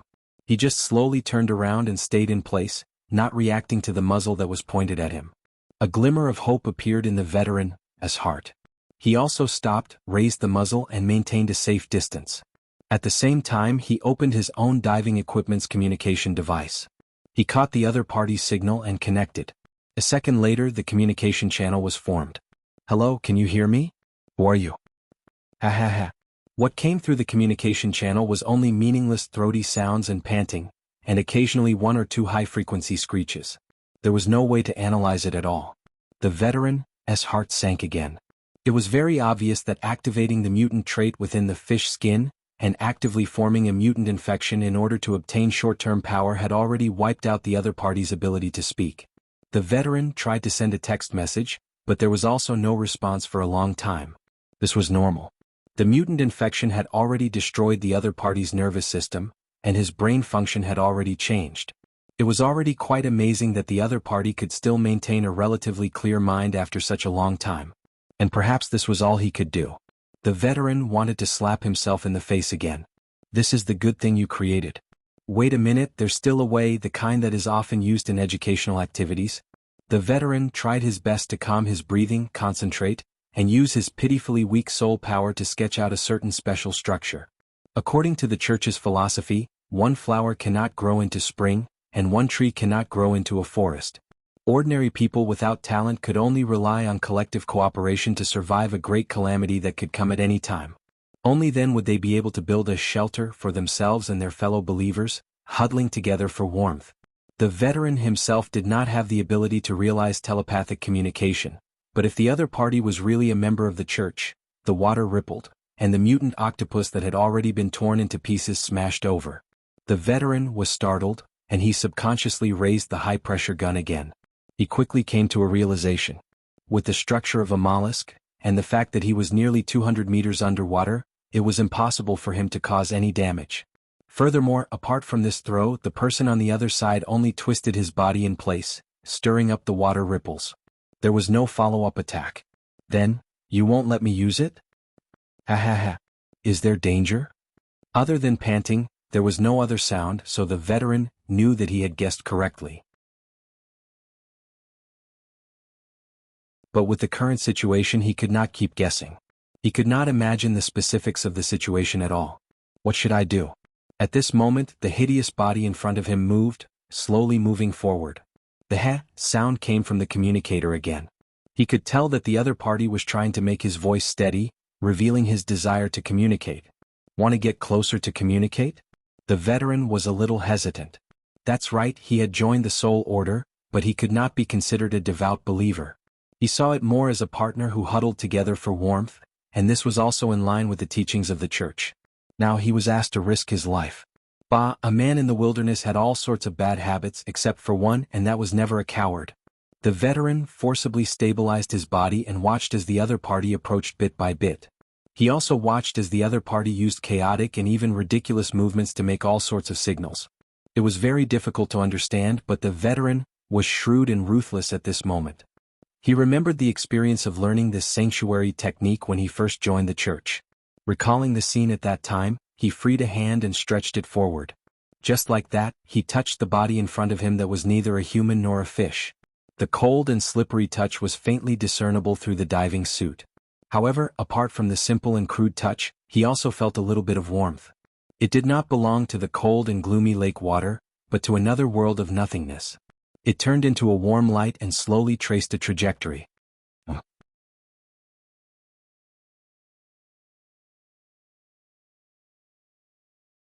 Chapter 8:14.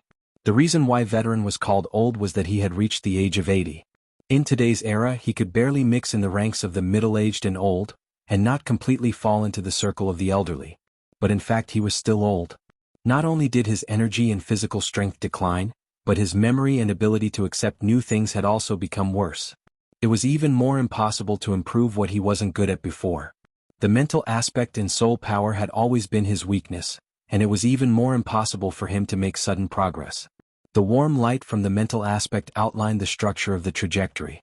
It didn't seem complicated, but there was a certain requirement for accuracy. And since it was a cooperation, he had to find the right rhythm. Space and time, the multidimensional precision challenge was very unfriendly to Veteran, and it greatly slowed down his learning progress. Once, twice, 10 times, 20 times. Gradually, counting became meaningless. More accurate, more accurate.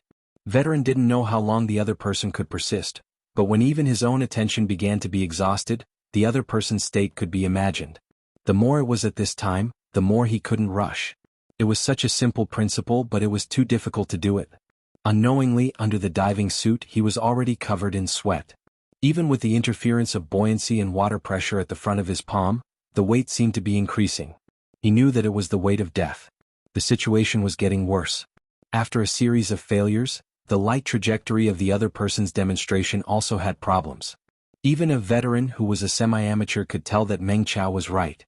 The details were off, the structure was unstable, and the function was not formed. At first there would be 1 or 2 problems in 10 attempts, then 3 or 4 times, and then half and half. Veteran really wanted to shout at the other person.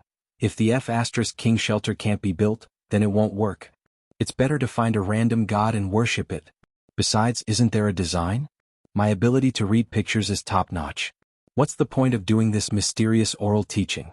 But all the emotions and distracting thoughts settled in front of the other person's seemingly endless demonstration over and over again. Veteran sighed and laughed. Fine, I'll accompany you until I die. I still have this bit of patience. If I can't learn it in the end, go over there and curse me. What he got in response was a breathless silence, another demonstration. But since he had spoken, the veteran had completely let go. He was no longer stubborn. Instead, he supported the person opposite him and searched for a more stable and comfortable position in the sunken building. He leaned against the mottled concrete wall and let his old bones recover. I'm not distracted. I'm just suffocating to death and need a breather. Old people don't use their muscles and bones as their strength. Being able to retract and release them freely is the best condition. Don't blame me. I've been a good teacher all these years and I can't stop talking. The more I talk, the more spirited I become and the more excited I become. Just don't let me disturb you. Come, let's continue. The boring study began again and the mouth of the veteran never stopped. It was like a small wave on Beishan Lake, washing away or at least diluting the taste of despair inside and outside. Time ticked by. Well, you did pretty well this time. I was just a little bit off. Let's continue. You came to find me. Have we met before? After spending so much time together, I do feel a little familiar. You came to find me because you trust me, old show? Don't worry, I may not be as stubborn as you. I'm a little worse in terms of teaching and methods, but my mouth is tight, and I know the word benevolence and righteousness. This time, after learning it, I'll definitely find a trustworthy child to pass it on. Oh, just a little bit off again. Hey. Don't be distracted. Oh, you choked. Come, let me pat you. At least half of your bones have been replaced with steel. Speaking of which, you should be one of the people who came to preach before. I have some impression of you. Forget it, let's not stray from the topic. Let me tell you, there are a lot of good boys and girls in our group. They were all trained in the wilderness. Back then, I followed old Luo for a while and they were also arrogant. Your shelter, cough, it's us. This doctrine is quite good and we all like it. Who can we count on in the wilderness? It's ourselves and the companions we can trust. With this shelter, the originally illusory things can be quantified, and the efficiency has increased. It's quite good.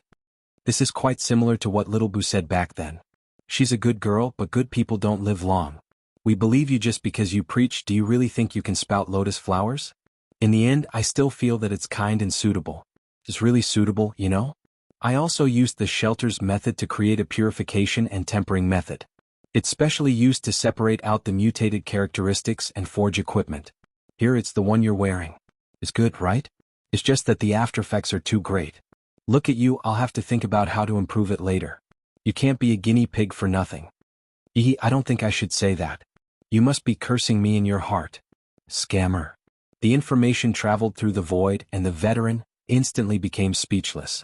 It was also at this moment that a clicking sound came from the nothingness. It was as if the parts were riveted and the modules were connected. From top to bottom, from inside to outside, everything fit seamlessly.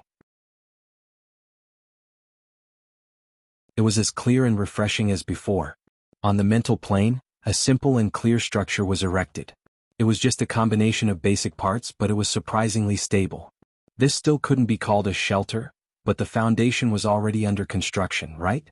The temporary teaching space that was drawn out became turbulent. Countless hazy shadows shuttled back and forth. There was also the clanging of metal and stone and a hoarse roar. It constantly pounded at the heart and brain, burning hot. The veteran wasn't surprised. He already had a similar experience when he first came into contact with it a few years ago. This should be the accumulated emotions of the other side for a long time. It carried a large amount of information. But unfortunately, he didn't have the ability to distinguish them one by one. He could only watch as they popped like bubbles after a dazzling display. In the midst of this, only a curse was rather clear. Lousy tricks of the wilderness. The veteran quickly reacted and retorted, "It's a city people. It's rare to see someone like you. Hey, what's your name again? You should at least let people know who this old man screwed over." "TSK city people are poor and generous." The darkness was still darkness. The dim light from the equipment couldn't penetrate the darkness.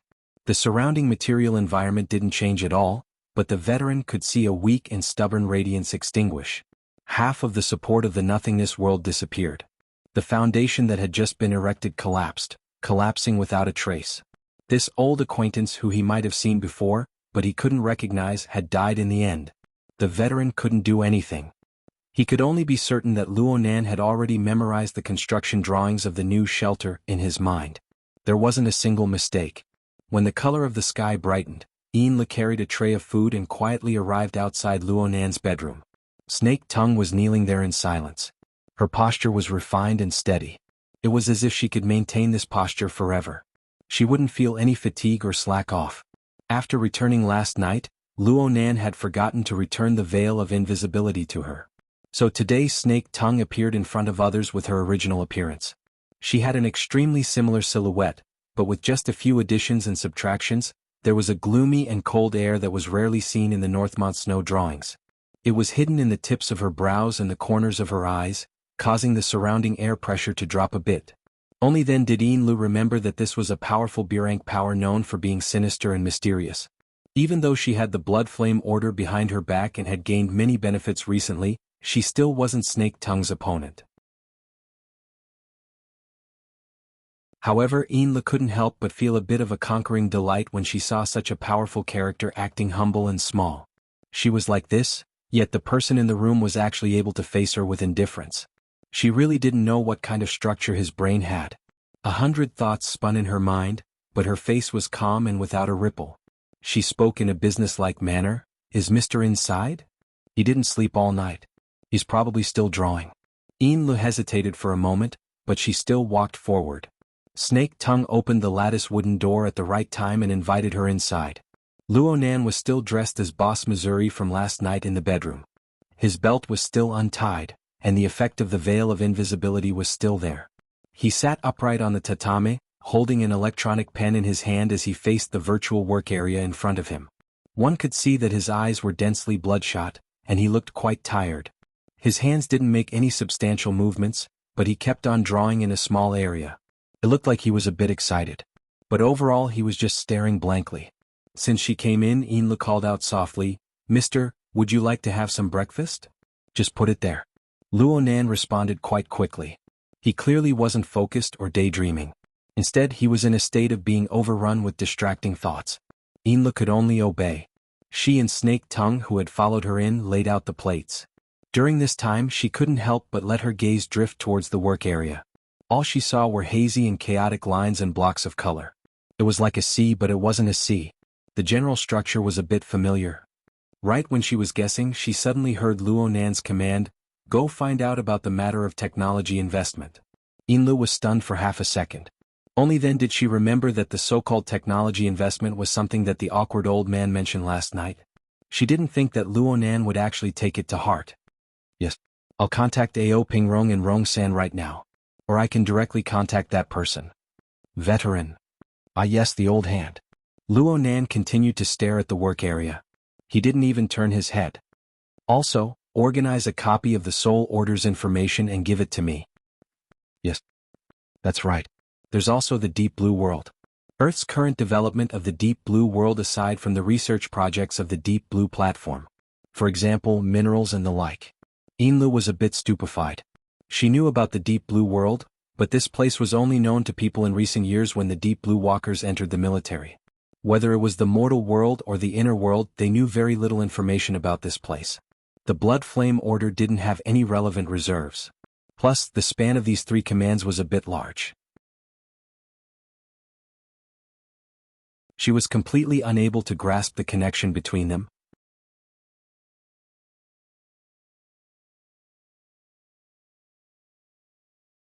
Chapter 8:15. Yinlu was unable to grasp Luonan's train of thought by relying purely on her imagination. She didn't dare to ask any more questions. Suppressing the doubts in her heart, she got up and prepared to do her work. But Luonan called out to her at this time, "Hold on. Help me take a look." Luonan pointed at the work area. "How do you feel?" It's like the sea, but it's not the sea." Yinlu honestly described her previous feeling, including the inexplicable sense of familiarity. Luonan nodded. Then he waved his hand, and the chaotic and hard-to-understand scene in the virtual work area before him split into two layers. They peeled off, turning from 1 to 2. So that was how it was. Out of the two paintings, one of them was the source of Yinlu's familiarity. She had seen it many times. It depicted the storm and thunder on the sea, and the intertwining tornadoes. There seemed to be several powerful forces corresponding to them, and one of them had been erased a few days ago. As for the other one, it should be Luonan's work from last night. Yinlu looked over and couldn't help thinking, this should also be a psychic diagram, right? The structure of the drawing was vaguely Luonan's style. The reason why it was vaguely was because of the brushwork, especially the grasp of the shadowy shades. There was quite a bit of difference compared to the concise lines of Luonan's sketches. At first glance, his new work looked more like an oil painting. It had a prominent texture, and the layers of dark colors formed the main background of the painting. After the previous overlap, Yinlu naturally felt that the painting was showing the bottom of the sea where the light couldn't be seen. The stacked color ripples were the undercurrents surging in the deep sea, giving off a heavy and gloomy feeling that could drown and destroy everything. Yinlu soon realized that there was a soft light at the edge of the darkness. The light was so weak that it could easily be mistaken for the projection backlight of the virtual workspace. However, if one were to look carefully, they would know that this was indeed the effect of light and shadow drawn by exquisite brushwork. Part of this beam of soft light scattered in the darkness, and part of it crossed the boundary of the painting. Although it was not completely visible, it still illuminated some things. "What did you see?" Luonan's words rang in her ears. Yinlu didn't have time to think at all. The words in her heart blurted out, "Light, there are still people struggling." Yinlu saw some blurry silhouettes near the gentle light. They looked like people, but they weren't.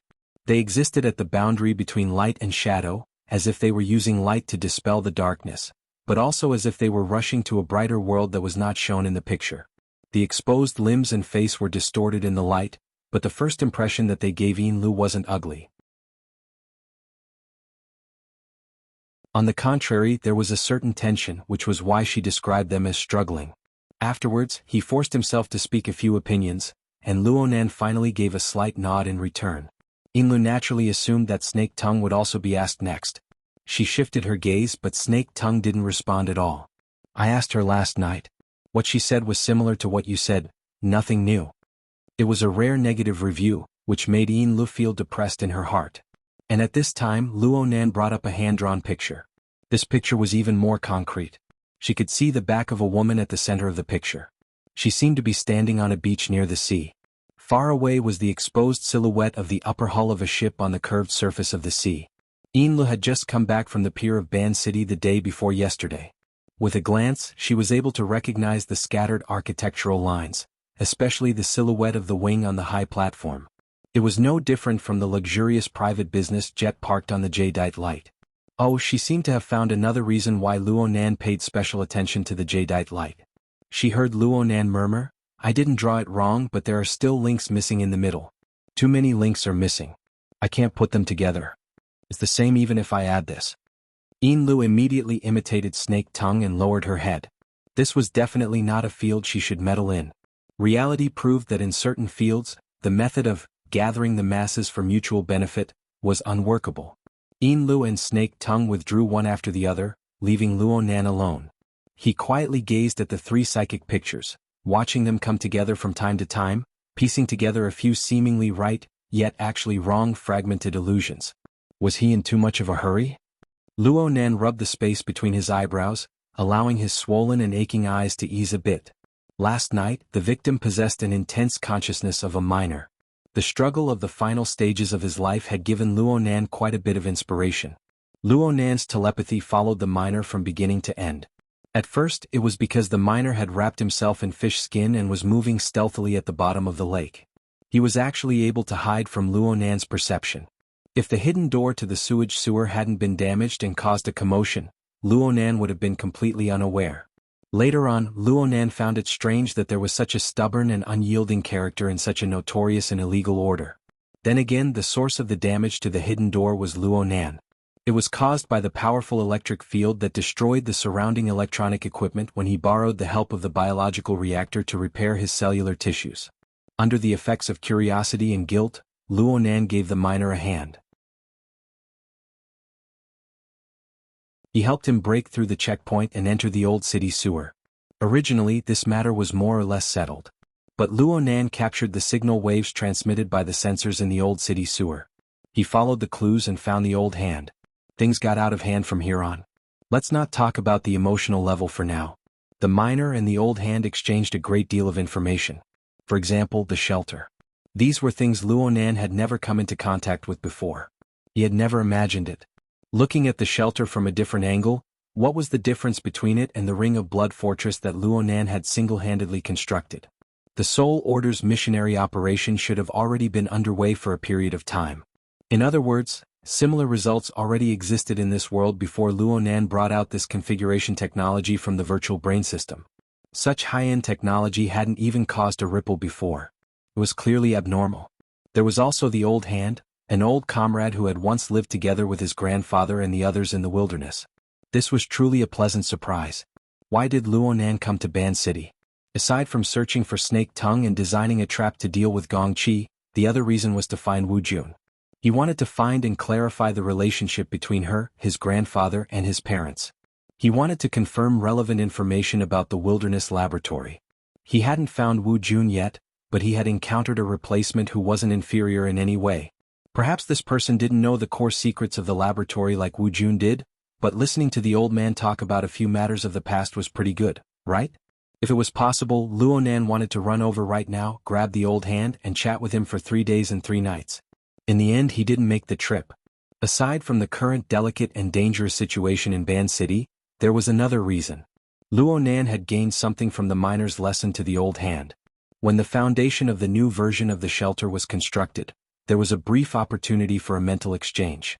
The old hand's attainments in the mental side weren't enough, so he was unable to read the information within the miner's gushing emotional strength.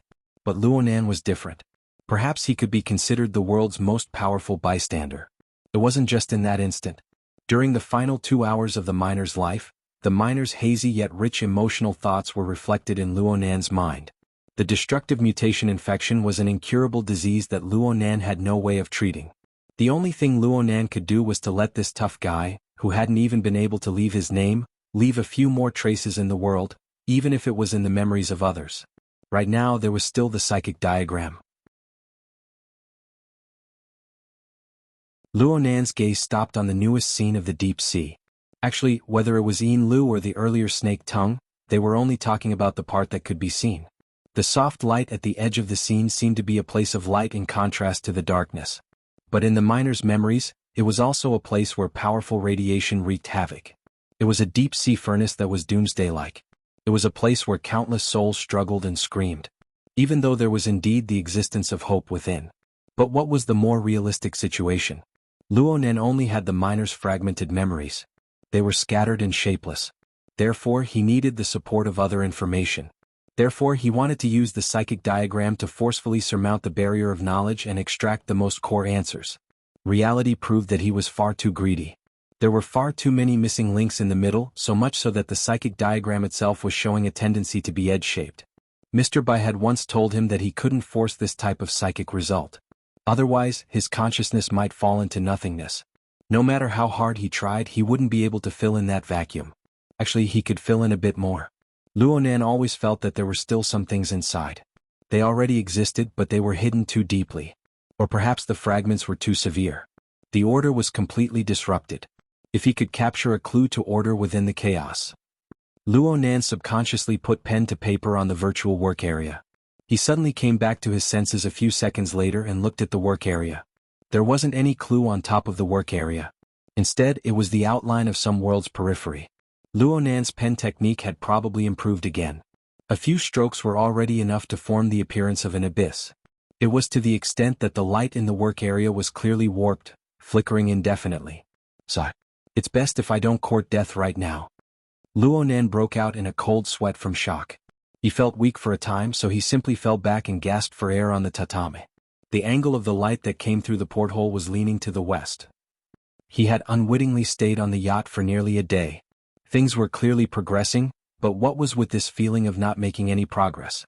A notification from the external neuron vibrated within his brain while he was in a daze. Offline test question database download complete. Luonan suddenly sat up. This was much slower than he had expected, but it was still a success in the end. His consciousness immediately moved towards the tree-hole space within the mist maze.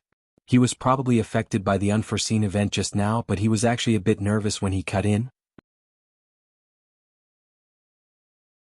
He always felt that the enormous power of the abyss world from the depths of the whistling and rushing sandstorm could crush over at any time.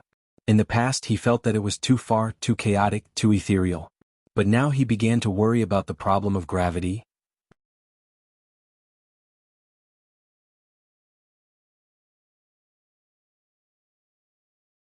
Chapter 8:16. Luonan's consciousness entered the virtual brain interface once more. 2 days and 1 night of downloading did not bring about too obvious of a change. There was only a new notification pop-up waiting there, covering the information refresh window.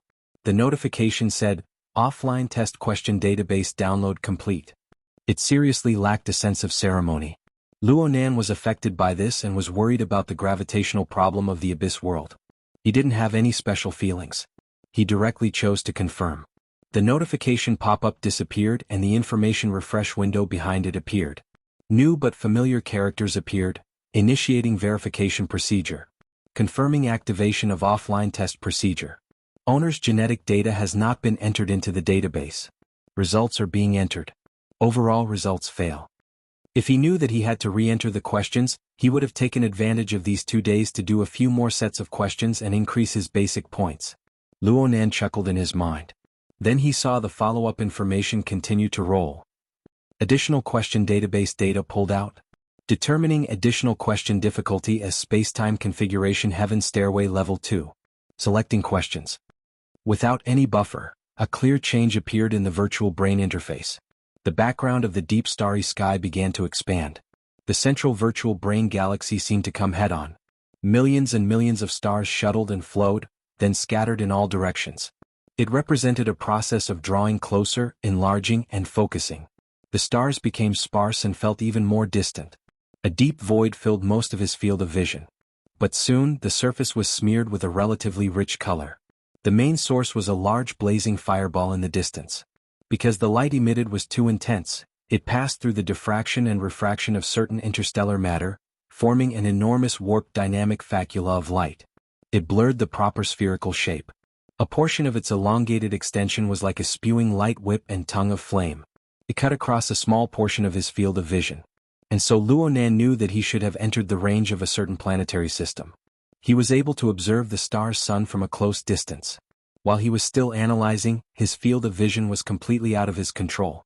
He avoided the powerful light of the star and turned in a different direction. A bit of green vaguely sprouted in the void of that position. It rapidly enlarged in the center of the interface.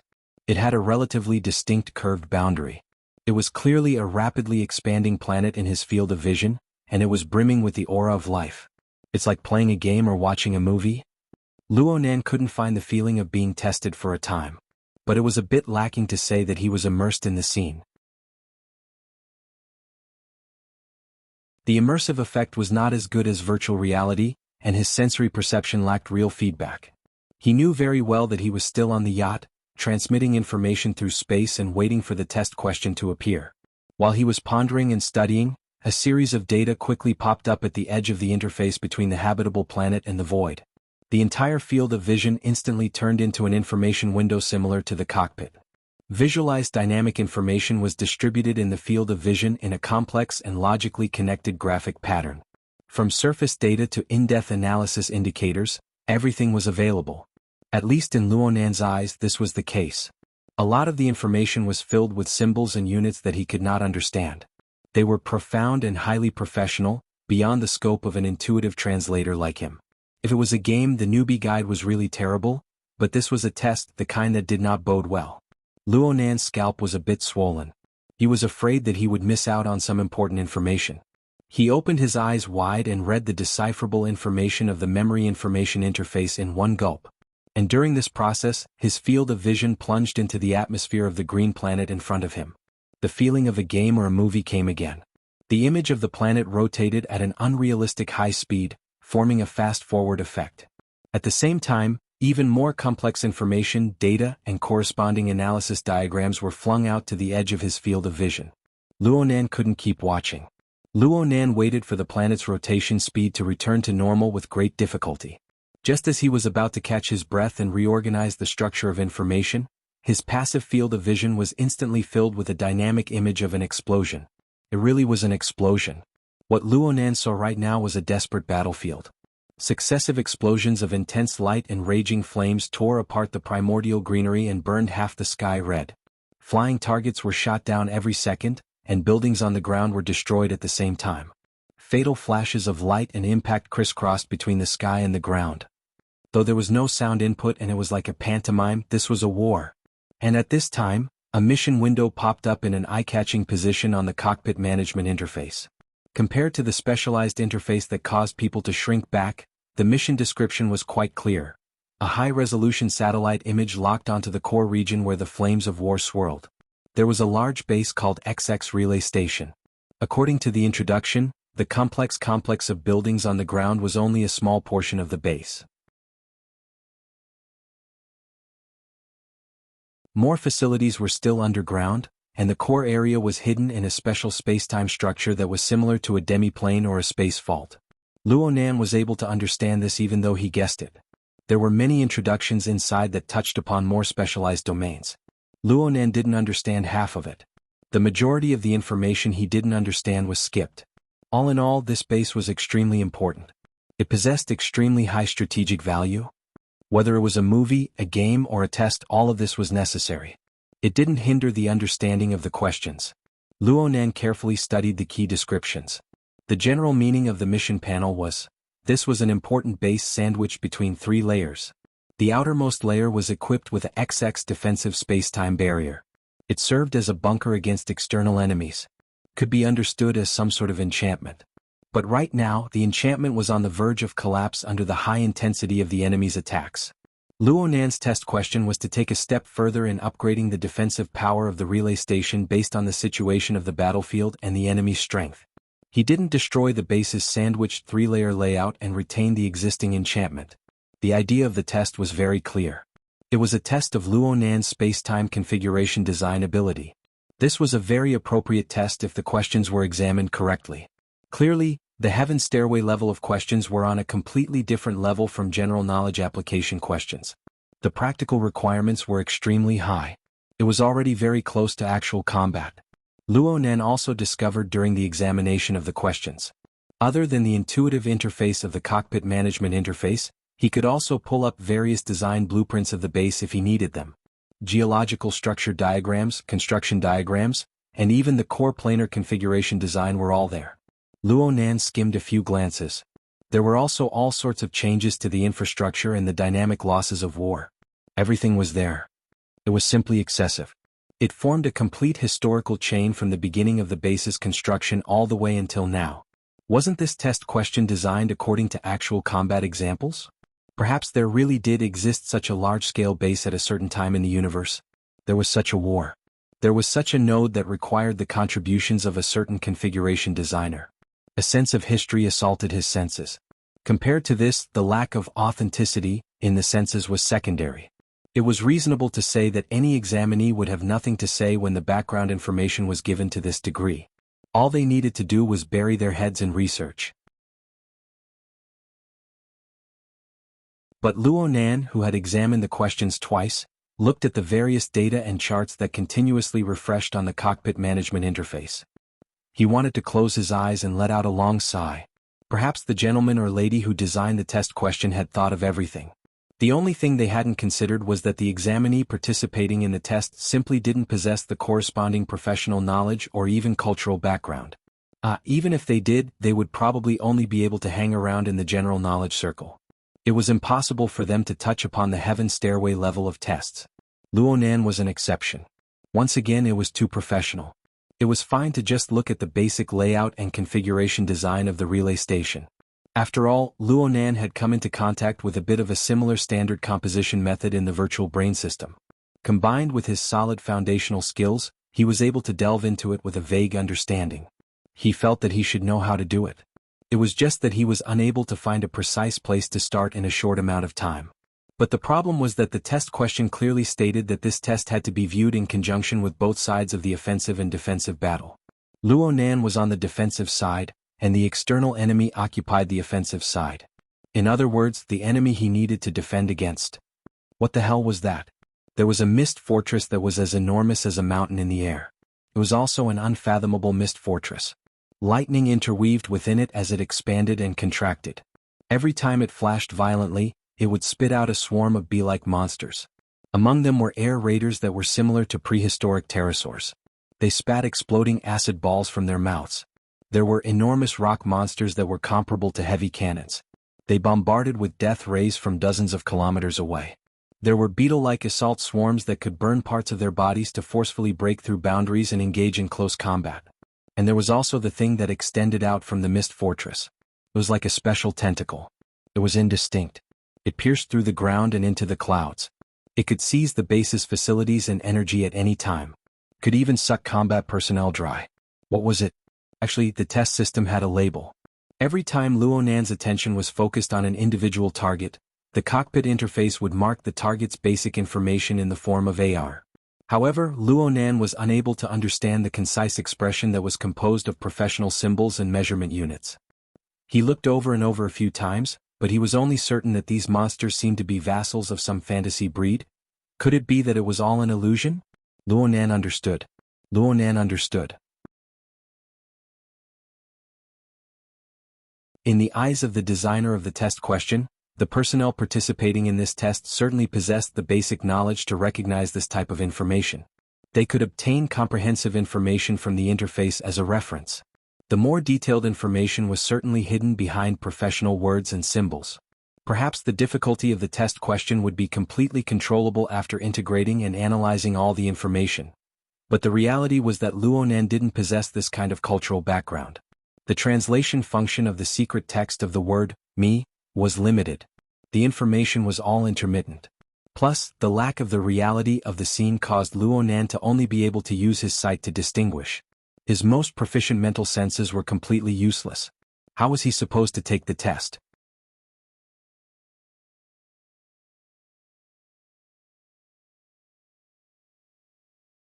Chapter 8:17. Luonan was a bit flustered. Could he exit right now and go back to rummage through the data of the virtual brain system to cram? Clearly he could not. After the test questions were presented, a countdown began on the managed cockpit interface. Luonan was barely able to convert the basic time units of the mysterious civilization after doing a few simulations. From the pulsating rhythm of the scale, he could tell that he only had around 70 minutes of time. Luonan still remembered that the consequences of failing the offline test was that he would not be able to proceed with a second confirmation for a certain period of time. Luonan could only make blind guesses when it came to the measurement of a longer span of time. Months? Years? Or even longer? The more it was like this, the more he couldn't help but consider the most difficult aspects. Because of this, Luonan was exceptionally unable to accept the result of failure. Since he couldn't accept it and he couldn't change it, there was no point in lamenting and regretting. Luonan's ability to translate the secret text was basically like this. It was impossible to improve greatly in a short amount of time. Luonan could only do his utmost to decipher the information from the data and the images. The data was fine. Even if it was static and unable to reflect the changes in battle, Luonan would gain something from reading it a few more times. He would have more ideas. However, the analysis of the battle images was far too unreliable. Luonan's military knowledge was lacking. The only things he had were the basic knowledge he learned from Crag Burst. Moreover, this level of battle had long since surpassed the scope of Earth's military concepts. Luonan strove to look at the soldiers hidden within the various bunkers, facilities, and mobile vehicles of the base. They had humanoid appearances that Luonan naturally felt familiar with. Most of them wore extremely high-end exoskeleton armor. They were a bit similar to Deep Blue Walkers. Each and every one of them moved quickly, controlled stably, and were well trained. However, a considerable portion of their actions did not rely on the weapons in their hands to carry out direct attacks. Often, there would be some sudden, unforeseen attacks and defensive attacks that would erupt within and outside the base. They would appear above and below ground in various areas. At first glance, they didn't seem to conform to the laws of physics, but their destructive power was astonishingly great. This made Luonan think of the Deep Blue Walker's formatting domain.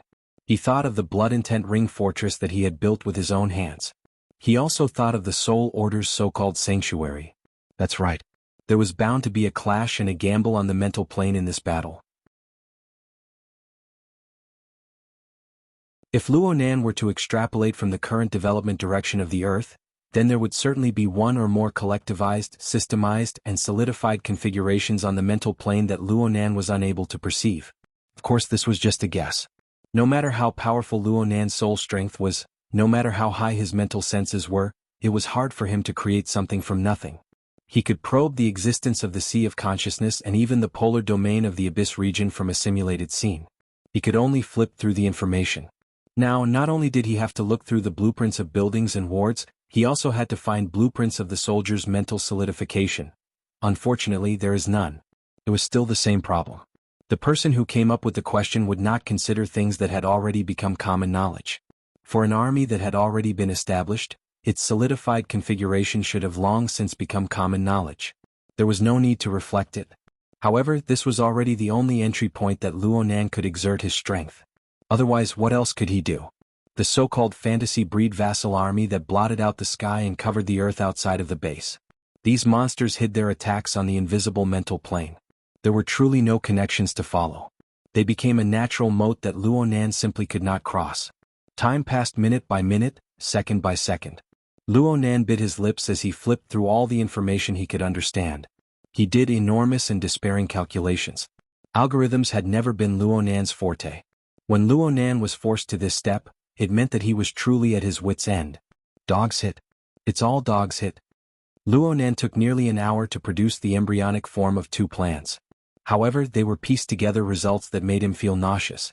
They were filled with untrustworthy conjectures and fantasies. He didn't even need to submit them. He just needed to do some mental calculations against the battle scenes to prove that they were all trash that could only be of help. He needed to throw them all into the trash bin. Information. Real-time information and information. I don't want anything else. I just want this. Luonan's taut strings of reason buzzed and trembled. He tried to find a thread of order that could resonate within the half-hidden sea of information. This was also a conflict between order and chaos. What Luonan was doing right now was a vast and exquisite balance that was presented by absolute hell and solar chakram of the abyss world. It was simply the distance between one end of the universe and the other. Wait a minute. Why did he suddenly think of that side? Luonan was distracted. His train of thought deviated for no reason. He was clearly struggling within the maelstrom of limited information and infinite chaos, but he inexplicably associated it with the abyss world. He associated it with the solar chakram and absolute hell, mutually conflicting and compromising structures. And it was extraordinarily clear. It was as if it was right before his eyes. Last time he was in such a state. What followed next was a backlash plus heavy injuries. Luonan shuddered. The disadvantages of the non-immersive environment were apparent. He popped out from his focus state and instinctively inspected the state of his body and soul. His body was fine on the yacht. The tree-hole space was still stable at the forefront of his thoughts. The countdown of the administrative cockpit entered a warning orange-yellow zone at this moment. It reminded Luonan that the time for him to hand in his test paper was getting closer and closer. Luonan gritted his teeth. What was he thinking about? He wouldn't die anyway. At worst, he would just make a trip to Claw Island and update himself. And if he failed this test, he would be unable to increase his privileges. It would be difficult to obtain the encrypted information of the external neuron. The impact was secondary. What was truly unacceptable was that he would miss the window to approach the truth. He would have to start another round of unpredictable waiting. He had to choose the lesser of two evils. If the special image of the Abyss world could stir the current deadlock, then there was nothing bad about it. Well, it was impossible for Luonan to pin his hopes on another unpredictable factor. He needed to maintain his focus first. Luonan slapped his cheeks heavily with both hands and forced himself to dispel all distracting thoughts. He placed his attention back on the virtual war. The information was still as chaotic as before. His agitation and anxiety were still there.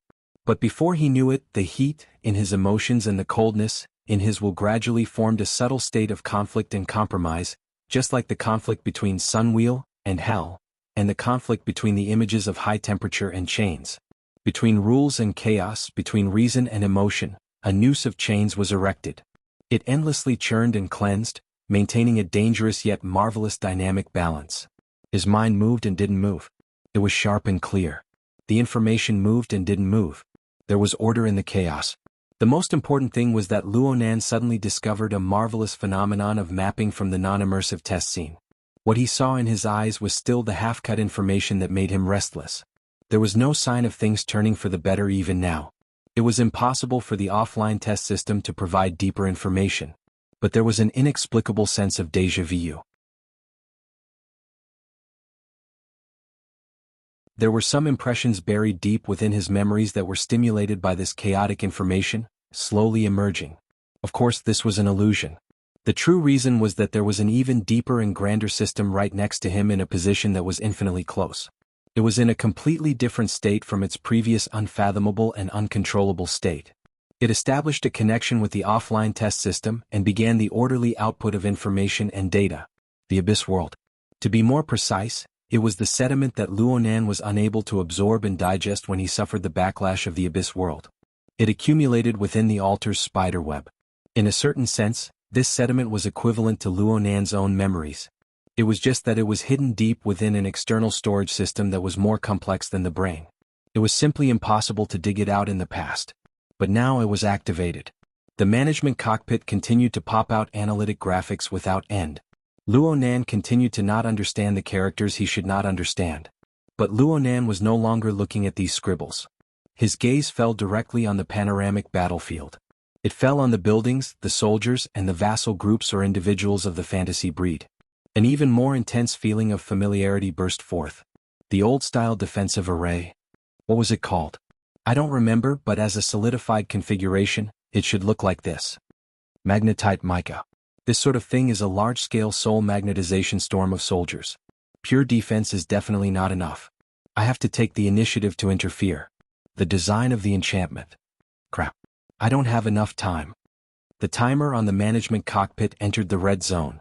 Luonan no longer had the chance to carefully comb through it. However, the experience he obtained from the entire battlefield told him that there was no need to worry. This so-called test was nothing more than a seamless connection between many different types of space-time structures, seeking a stable and optimal solution. Of course, Luonan knew this. During his battle with Gongqi a few days ago, especially in the cavern of the Blood God Ants, the Mist Labyrinth, the Blood Soul Temple, and other domain structures interweaved and mixed together to firmly seal Gongqi within. This was something that had been tested in practice. The structure of the relay station in the topic was a defensive facility. The tightness of the structure was indeed much higher than that of the structures mentioned above. But it was precisely because of its tightness and regularity that the difficulty of Luonan's test was actually a bit lower. Beep. Test time is up. The scene before Luonan's eyes suddenly turned dark. The scribbles on the management cockpit were cleared out. His last impression of the battlefield stopped at the outer perimeter of the relay station. It was the instant the firestorm exploded. The living planets and the model-like stars all disappeared into the distance. Luonan's thoughts returned to the virtual brain interface. A notification pop-up window appeared once more, announcing the test results. This kind of information was quite easy to understand. XX simulation combat test completed. System evaluation, a competent professional. The military's attitude toward you is quite conservative. But blood and fire will help you grow rapidly or die quickly. What kind of score was this? Luckily, the true test results came out. Additional questions offline test result. Pass. Realization of heaven stairway waiting. The waiting score is incorporated into the general knowledge test result.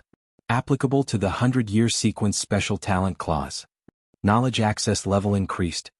Confirmation of rights review complete. Rank determination complete.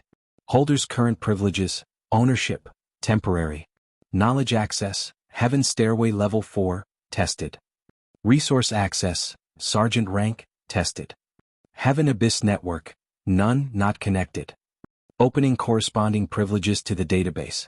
Able to extract design and craft data of lamination interference. You're tuning in to the Han Lee's Wuxia Adventures YouTube channel. We're so grateful for your support, and don't forget to subscribe to join us on this incredible journey through captivating stories. Your generosity through donations truly makes a world of difference, as it's the primary source of revenue that allows me to expand and enhance this channel for you. Thank you from the bottom of my heart for being a part of this adventure.